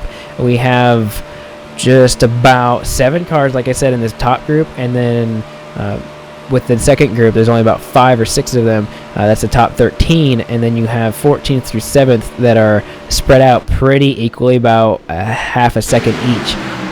There's 3 races going on. Of course, the only one we're really biting on is, of course, the top one, because of the fact that it's still really racy, and of course it's for the lead. But like I said, look at that 20 car of Derek Walker. I said he was probably going to go to the front, and there he is. I think that there's something going on with that 20 car, that they just kind of figured out what's going on, as we're almost to our 3/4 of the way here, Rachel. But that 20 car's got it going on, and he looks to be the driver to beat right now. He certainly does. The 20 car of Derek Walker back at the front of this race finally, after going all the way to back in that previous caution.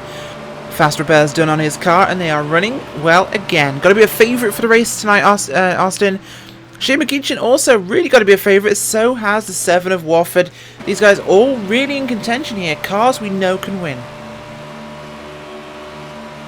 Yeah, you know, in a particular amount of drivers that have been up to the front this whole time. Derek Walker, Shane McEachin, and Rodney Wofford have been there all day. Scott Warren hasn't really been there all day. He started in 17th and kind of rode. I do believe he still has his quick repair, which is amazing for him to have, as I'm sure he's one of very few, if he does actually have it. But hardly anyone else has really been up there. So if you're up there in the top group and you're Derek Walker, or if you're anybody but Derek Walker or Shane McEachin, you're kind of trying to find a way to start an outside line, or to start something, because they're so spread out right now. You have about 24 laps to go, and you don't really have a lot of help. If you go to the outside line, that person behind you may not even go with you, just because of the fact that you don't have far to go down the leaderboard. But at the same time, you really will only have one shot at it.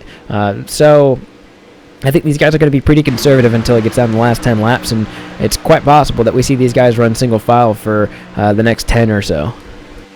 Well, that looks to be the case throughout your entire field tonight. Everybody running a single file with 16 of our 33 cars, as we have issues with Gary Champion. Nearly lost it. Gary Champion, very nearly another victim of the same incident. As he comes towards turn 1, he loses the front end there on the low side.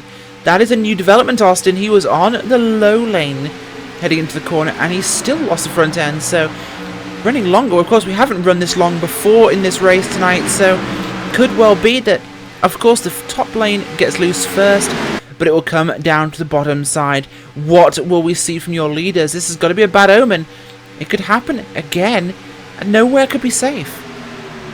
Yeah, and it can happen really to anybody, not at just any time. And I think that's the thing that's scary about this is I think the driver with the smoothest entrance to the corner, and the only problem, the problem corner would be 1, of course.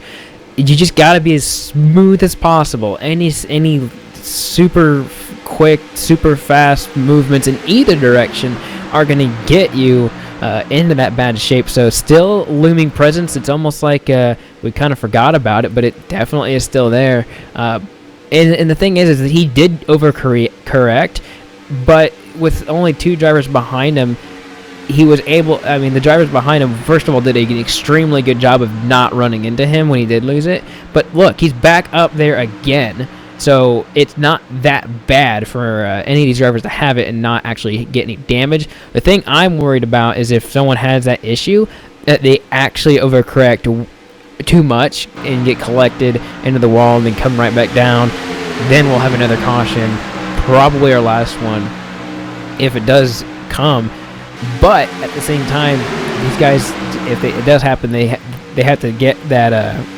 They just have to know to lock the car down or try and keep down to the bottom and not overcorrect. But that's extremely hard to tell a driver to do.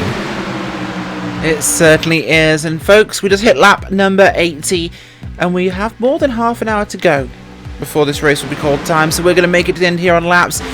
We're going to take a quick break, but fear not. We're in the latter half of the race. We're going to go LSRTV side by side. You will not miss a thing.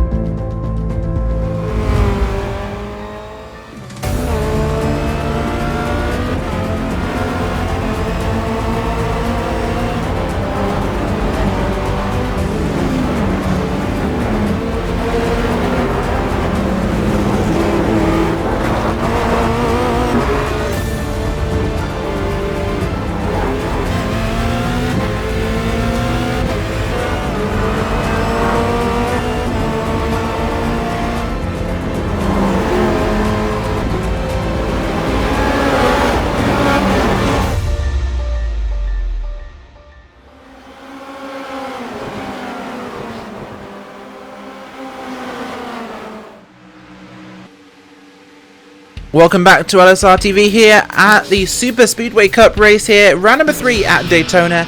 Rachel Whiteford and, of course, Austin Coop here, as we've got a bit of two-wide racing towards the front as we get the leaders past what I believe is lap traffic, the 13 and the 00. Oh, we lost the 20 car. Oh, big impact to the inside line. Gonna get you a replay of what's happened there to Derek Walker, your race leader. Has a huge impact from the front. He comes out of turn number 4. Replay it for you. Grabs the apron and just loses the car. It drops down low. They were looking to come to pit road, I think, as his teammate, the 7, had just come down and did go to pit road. Number of pitters there, Austin, as, well, a mistake entering pit road. Derek Walker with a huge mistake. He slams that wall. Let's hope he has a repair. I don't think he does.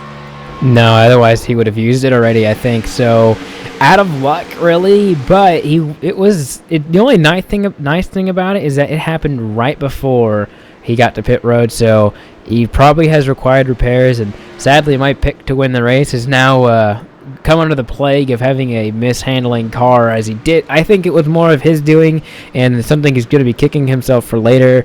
But these guys do need to come down pit road, as we're going to see more and more cars do that. But like we're seeing Monsivice, the 76 or 79 of Joe Wood, Gary Champions, and all the other guys come off pit road, as I was just speaking, and they are still going to be your leaders here. We do have a few guys staying out. They will need to come back in. But right now, Dana Osborne is your leader. First time tonight, following Andrew Berger, who is a lap car, but they are starting to come down pit road this time here, Rachel. Yes, certainly are, Austin, as they will head down pit road. The 8, the 3, and the 87 cars heading on to pit road now. We'll cycle things through to, I believe, Shane McEachin at this point will be our new race leader. The 28 car back to the front here at Daytona, as things have really spread out, though. McEachin on his own has no one to work with. That could be a big problem for them, as this race is really spread out here. The field has completely come apart. It's looking like the group to watch will be the 7, the 2, and the 12. Wofford, Hannah, and Henry. Yeah, look at Gary Champions. I think Gary Champions is going to be our leader after everything is cycled through because he has help. And I don't think the 28 is going to really be able to block the whole track with as fast as these guys are going. They have help. Oh, goodness gracious. Look at the 18. Was right there. Almost had the same issue he had earlier with that car dipping down below the double yellow line. Keeps it together, but he's catching these guys in front of him. They're still fast, the guys by themselves, but not as fast as they would be if they were getting pushed like the number 18 is by the number 79 and the 54. And I'm just watching these guys, Rachel. They are still having issues handling these cars. Just watching that 79, he almost lost it in turn 3. It looked like his car had a big wiggle, but nothing that came about it. But these guys, they just got to be careful. But they're coming out on the 28 of Shane McKeachin, who is the leader. You're going to watch that 18. What's he going to do to get around him right here? Oh gosh, you saw the 28 car of Shane McKeachin go up behind Garrett Atwell, get some speed, try and boost himself up so he can try and defend here as the 76 car will actually push the 28 car rather than the 18. So the 28 has been picked up and the 18 of Gary Champion has been dropped by the 79 of Joel Wood. In the wall. As he does go up into the wall, 18 car hits the wall in turn number 3. Big change there. Gary Champion was looking so strong on his own. Runs wide, no turning with that car. He goes into the outside wall. And everything suddenly changes again, Austin. Shane McKeachin's been picked up. He's back to lead this race, but look behind him. Here comes Wofford. Here comes Hannah. Yeah, this has been such an irregular race that we've been having so far, but it's still not over. We still got about 10 laps of racing left, and I feel that Gary Johnson's going to be kicking himself for, well, it wasn't his fault, of course, but having that issue of he's going to have that issue. But look at the 54 towards the front. Brendan Monsivice went. Oh no! The 79 just got tagged. They're still going, but a lot of these cars are going to be damaged, and it's caution will fly here at Daytona once again as a wreck involving your race leader happens. Shane McKeachin and a pass attempt by the 79 car as the 79 car comes down on your leader. Joel Wood there, just replay up on your screen, drops down, tags the 28 car. 28 car has contact. And the 7 loses it as well. That's Rodney Wofford.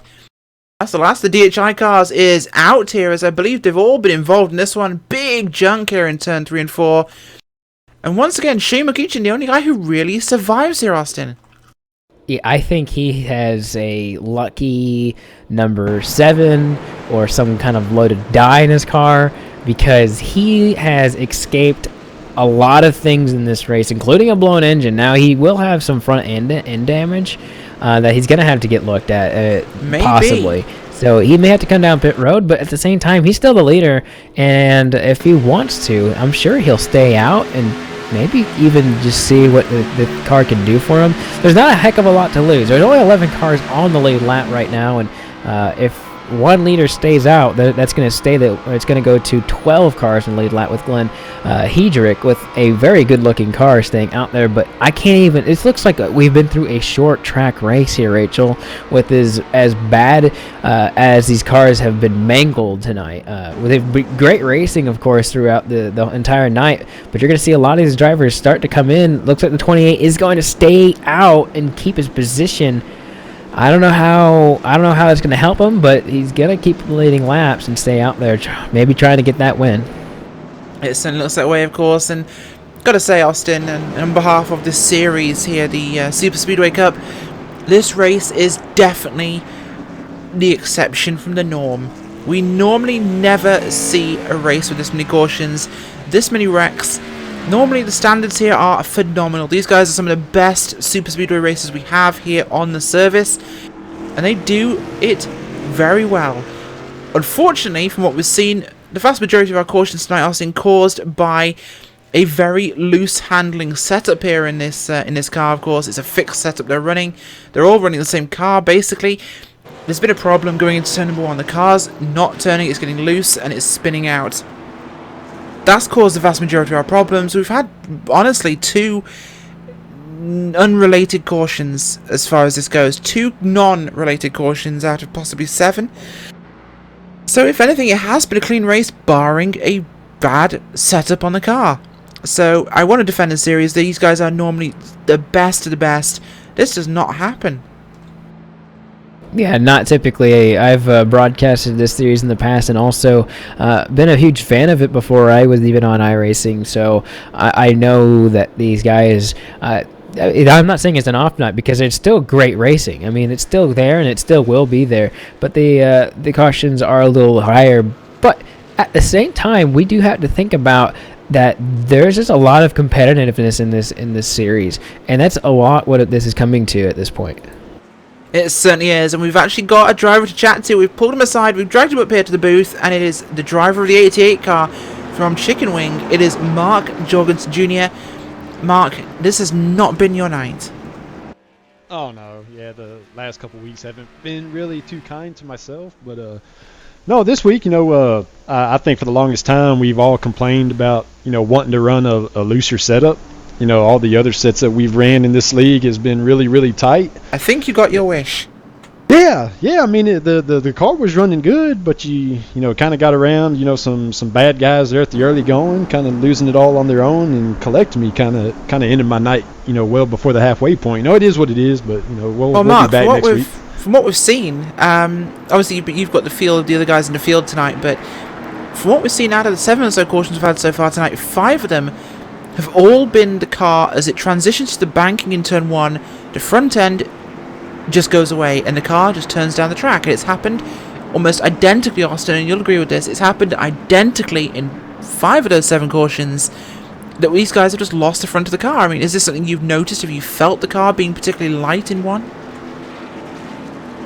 No, I thought the car was driving really well. I mean, hardly have to turn the steering wheel on corner entry. Basically, just let the banking and the setup of the car do the work. But a lot of guys in this league, they really haven't got a grasp on that just yet. And whenever they get to the corner, they crank the wheel all the way to the left. And if you're up high and you turn the wheel to the left abruptly like that, you're going to lose the back end.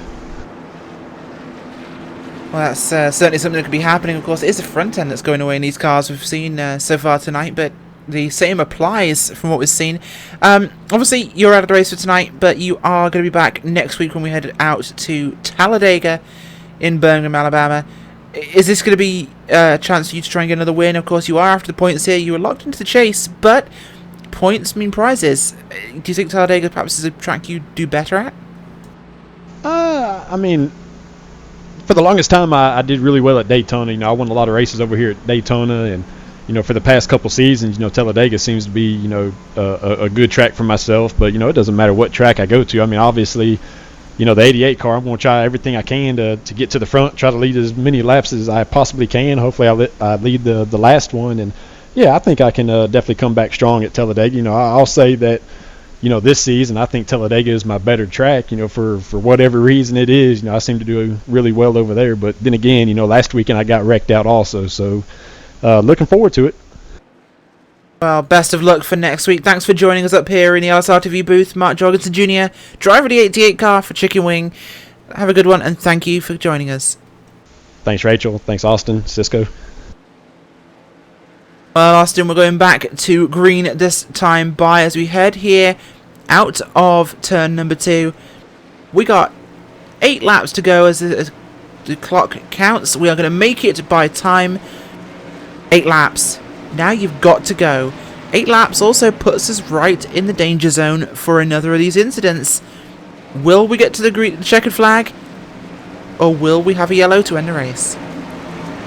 I think we're still going to get that green flag finish that we always like to have. But for the viewers at home that don't know, we don't have green or white checkered. So once we get to a certain point, we will not be able to finish the race. But as we're getting the green flag this time by, they're going to be on the charge here at the very end.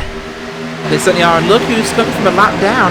Rod Flag, he's in 10th place on the lead lap here as we'll come out of turn 3 and 4. Well, I'm not showing live as the green flag has flown, and we're actually back under green flag conditions here as we had a bit of a timing snafu here in the booth. It's a 28 car. Can he hold this one? Has got some front end damage. Can he stay ahead of the pack as the 8 of Dana Osborne will push him, but jumps to the outside? The 28 knows he has to block as Osborne gets underneath him. This could be it. The 28 car is going to be in the middle, 3 wide here into 3 and 4. I don't think that move's going to stand. I don't think that move's going to stand because the 8 car went well below that yellow line, regardless of whether you can say he was forced down there. That 8 car went all the way past that double yellow line. He may be the leader now, but I cannot say, incidents. oh, wow, big wreck. And this might, The 18. this won't end the race, but this will not. Huge wreck. The 18 of Gary Champion there loses it on his own. The front end of the car goes away, goes down in the tri-oval. We saw this happen as well with Atwell earlier on. Clips the 54 car of Brandon Cruz-Monsalves, and carnage ensues. This has certainly been a race of cautions, a very unusual situation in this series. Of course, Superspeedway Cup, usually fantastic racing, but we find ourselves under caution again. And you know what? We said we don't get green-white checkers happening in racing conditions, as in if we get past 96 laps of this 100-lap race, we will not see the green flag fly again. But the caution falling now, Austin, this puts us in exactly the place to get a green-white checker. It will be 2 laps of racing right here at the end, and it will be go time. Yeah, and I did take a second look at the pass that Dana Osborne put on Shane McEachin. I do think it is a legal pass, but it's too close to call. The pass was actually started before they went under the line. It was the car of the 28 car, Shane McEachin, coming back down to try and defend the position that pushed Osborne below the line, so I think it stands. Yeah, and that's exactly what I was going to say. He made the pass under the yellow line, but he had made the advance and was actually under his car before he got there, so I will retract that and then, of course, definitely clear that up because 8 car made an extremely close maneuver, but that could be the race-winning move right there, and I just wanted to make sure that we didn't leave anything out there that wasn't spoken for. But McEachin lost 4 positions because of that. That one move that he went to go block, he went to the outside and tried to go back and block that inside line, and he went all the way from 1st to 5th. And then Dana Osborne, someone we've hardly talked about all night, back in the thick of things. And like you said, I think we're going to have maybe 3 laps most to go when we get the green flag. But yeah, that was I think that's going to be the move the race if he wins the race. It certainly could be, as the 28 car here, we know they have front end damage. We saw in that run there, Austin, just how little speed Shane McEachin had. I don't think he really has a chance here to make this one go, and he has to stay out here with 2 to go. He has to stay here and hope for a problem if he has any chance of getting a good points finish, and that is important here. But Dana Osborne in the catbird seat, leading this race here, and we'll go green for a green-white checker here in the Superspeedway Cup at Daytona under the lights. Running order tonight will be Dana Osborne, Paul Servant, Corey Henry, Ray Rittenauer second, Shane McEachin, Scott Warren, and Andy Kessler, Glenn Hedrick, Rod Flagg, and Dwayne Cooper. An entirely different top 10 we've seen from most of this race. These guys all have a chance of fantastic points finishes, Austin. Yeah, and then somebody in this field is going to have their first win because the 88 and the 22 are out of this race. So we're going to see somebody get inducted into that championship group tonight. For sure, because neither of those drivers are even on the lead lap, if I'm not mistaken. But these guys, the top 5, I think, of course, they're the only drivers that really have a big chance unless somebody wrecks. And even that point, the leader will win the race unless he gets wrecked. So out of these top 5, I don't even know if I could pick one. I'd say Dana Osborne has the best chance since he's the leader, but it's still anybody's game. I think I've said that like so many times tonight after that big wreck. It's anybody's game, but I think truly at this point it is anybody's game. It's certainly going to be interesting. The setup has cost us many cars in today's race. A lot of cars here have been taken out by the setup issue, and we are going to have a green-white checker here at Daytona. A green-white checker under the lights to cap off what has been an insane race here, as the pace car lights are still on. Will be one more lap around. As we said, 2 laps to go. We will go green here on lap 99. giving these guys 2 laps to run to the end. Will it be Osborne? Will it be Servant? Will it be Henry or Rittenhouse second? That is going to be a big question here, Austin. Who will get that run on the outside? Who will make it work? Yeah, and I think something that we need to talk about is some drivers that have been really quiet this whole entire season that are now up here. And I think Dominique Duval in that number 13 car started 29th, is 11th, and I think they're only really going to go up the field at this point. So just know that driver making big moves in this race. Now, I'll tell you that some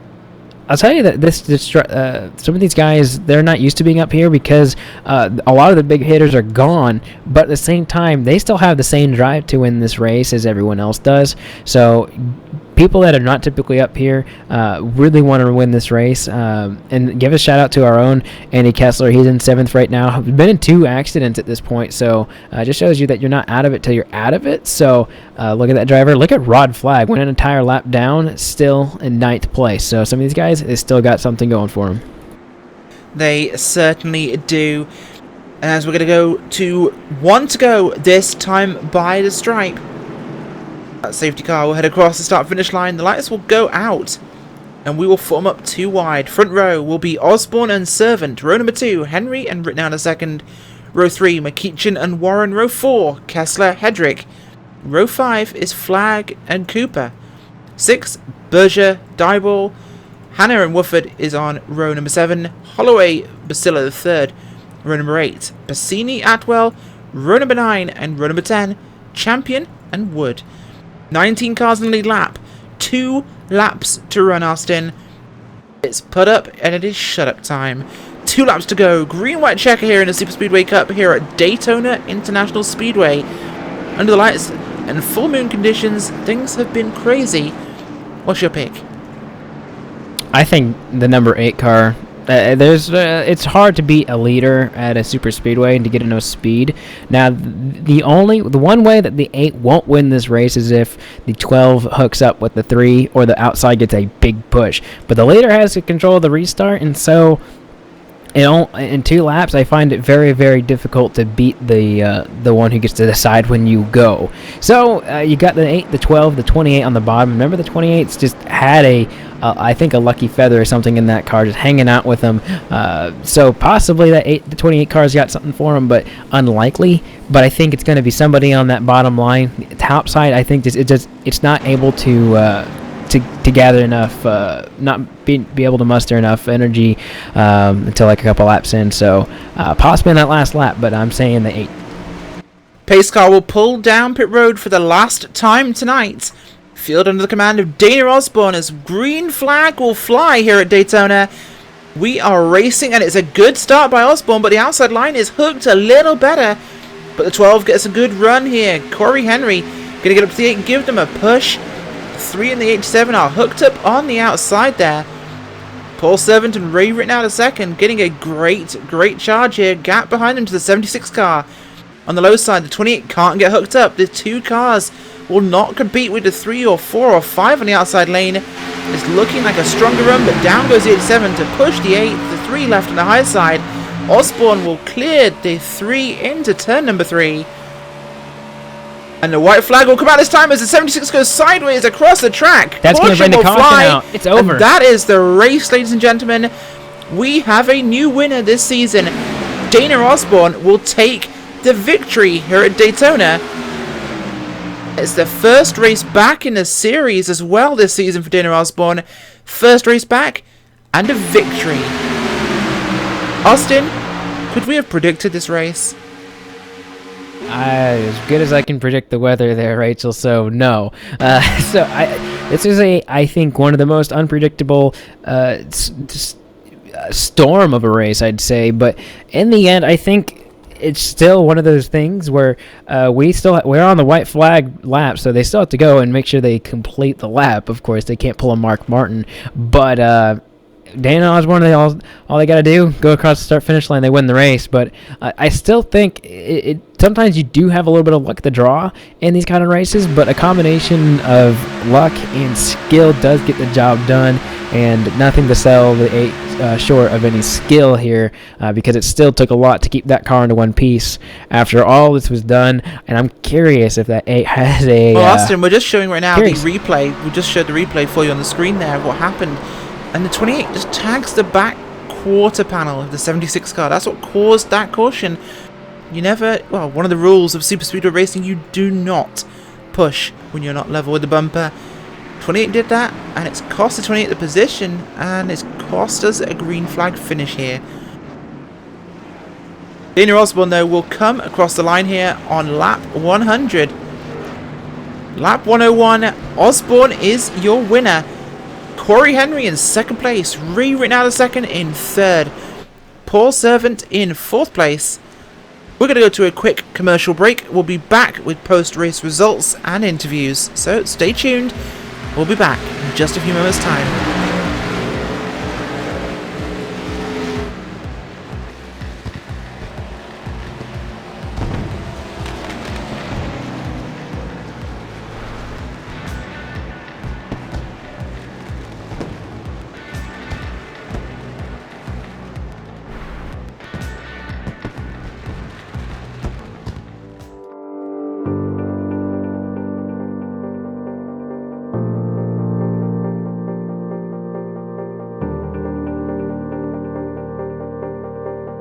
This is Imola.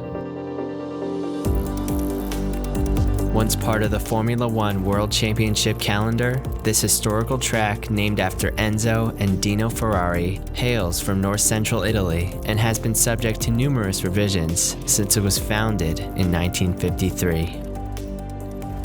From 1953 to 1972, the track went uninterrupted from Ravazza all the way to the infamous Tamburello corner, notorious for its bumpy surface and having a dangerously small amount of room between the track and the concrete wall, as the Santerno River runs directly behind it.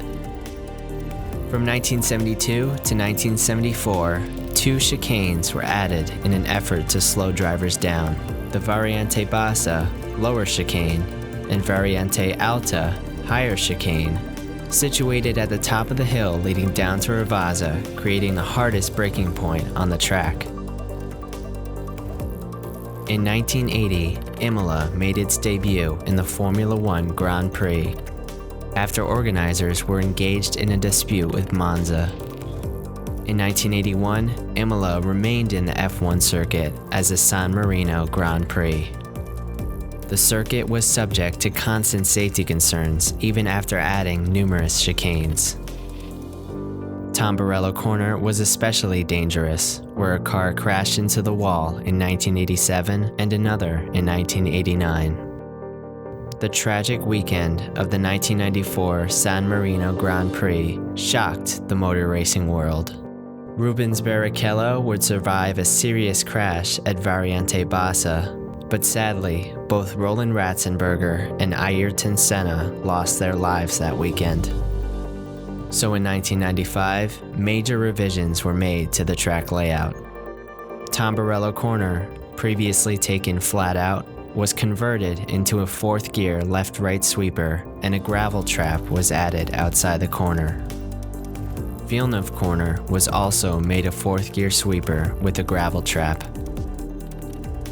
In an attempt to retain some of the quickness and character of the old circuit, the chicane at Acqua Minerale was eliminated.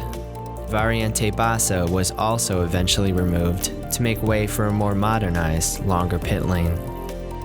After 2006, Imola was dropped from the Formula One World Championship due to lack of funds.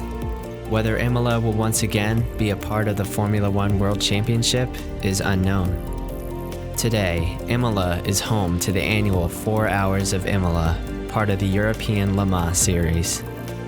It remains a popular bike racing circuit and has implemented minor changes over the years to be used solely for motorbike events.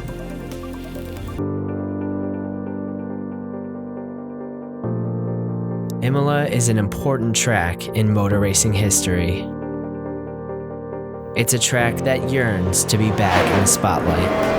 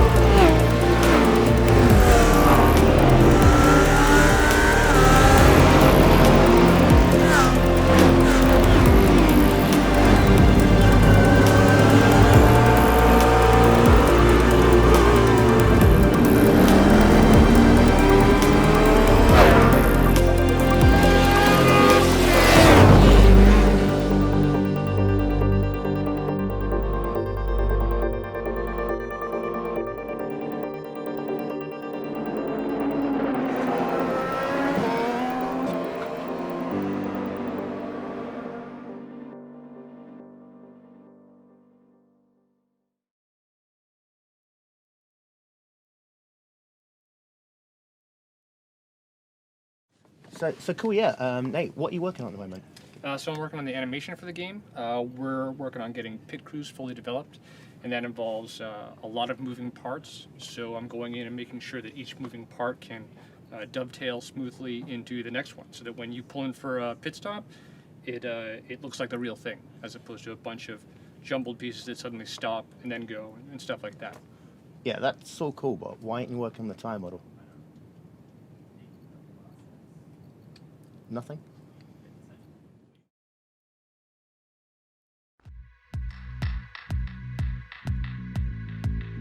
Welcome back to the Superspeedway Cup Series here at Daytona International Speedway under the lights for round number 3 of the Superspeedway Cup Series. It's been a fantastic race tonight. A caution-filled, disastrous race, which has been largely caused by a very, very loose setup on all these race cars. Lots of cars losing the front end in the corners, and it has been a massacre of race cars tonight. But we have a second time winner. First time this season and first time since returning to the series, Dana Osborne with the victory tonight, and on that point, your post-race results. Coming home with the victory, Dana Osborne. Second place will go to Corey Henry. Rearing our second in third place with Paul Servant in fourth. Glenn Hedrick in fifth place. Dwayne Cooper, Andrew Berger, Shane McEachin, Rod Flagg, and Josh Hanna, your 10th place car. In 11th place, Daniel Holloway finishes, and then Rodney Wofford at that 7 car finishes 12th with Chris Bassini, his teammate, right behind him in 13th. Gary Champion and finished 14th with Garrett Atwell. 15th, Frank Brasilia III finishes 16th with Andy Kessler. 17th, Scott Warren. 18th in the first car, 1 lap down, Dominique DeBall. 19th, 2 laps down. Joel Wood finishes 20th in that last top 20th place, 5 laps down. He does indeed. And Derek Walker comes home in 22nd tonight. Matt Quick, 23rd. Brandon Chaburko, Scott Sanders, Dan Harrington, Jason Ottmans, Roger Stewart, Ramon Evans, Mark Jorgenson Jr., Kelly Dahl, Larry Camp, and Josh Vickery. Last place in 33rd. Well, we're going to have a chance to chat right now to the driver who came home in second place tonight, and that is Corey Henry.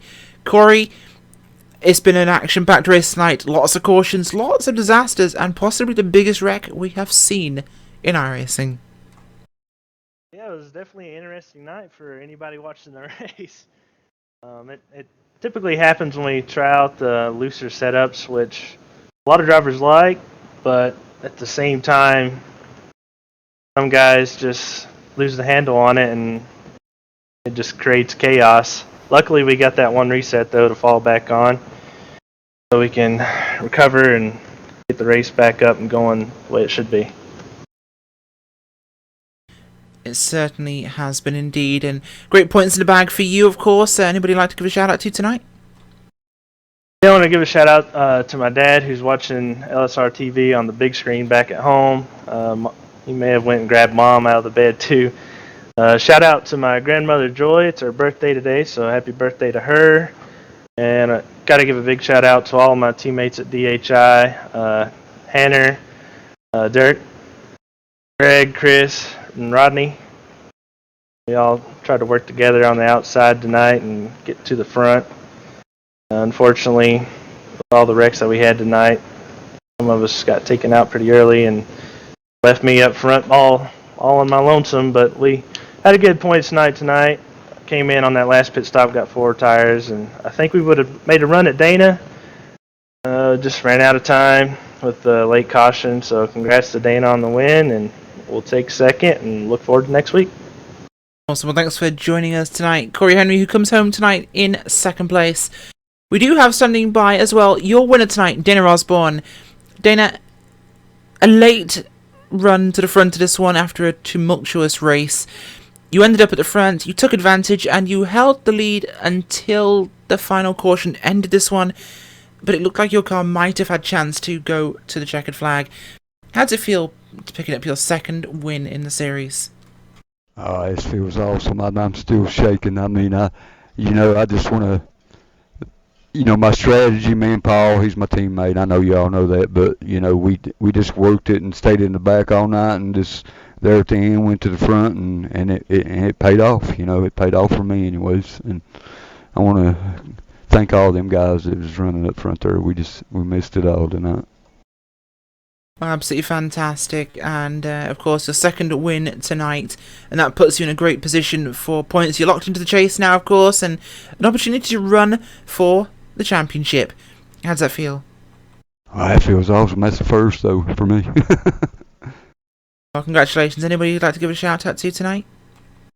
I want to give a shout out to you guys. Y'all do a great job, and I want to give a shout out to Rod for putting on this league, and my teammate too, Paul Servant. Man, he's an awesome racer, and I just want them guys in the league to know that he's a good racer, and he'll take you to a win if he can.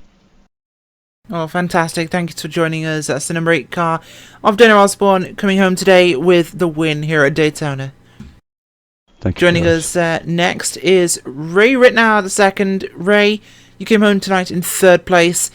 A very busy race, a very exciting race, and like everybody else who finished in the top 3, you appeared in the top 10 very, very late. But you got it done when it counted.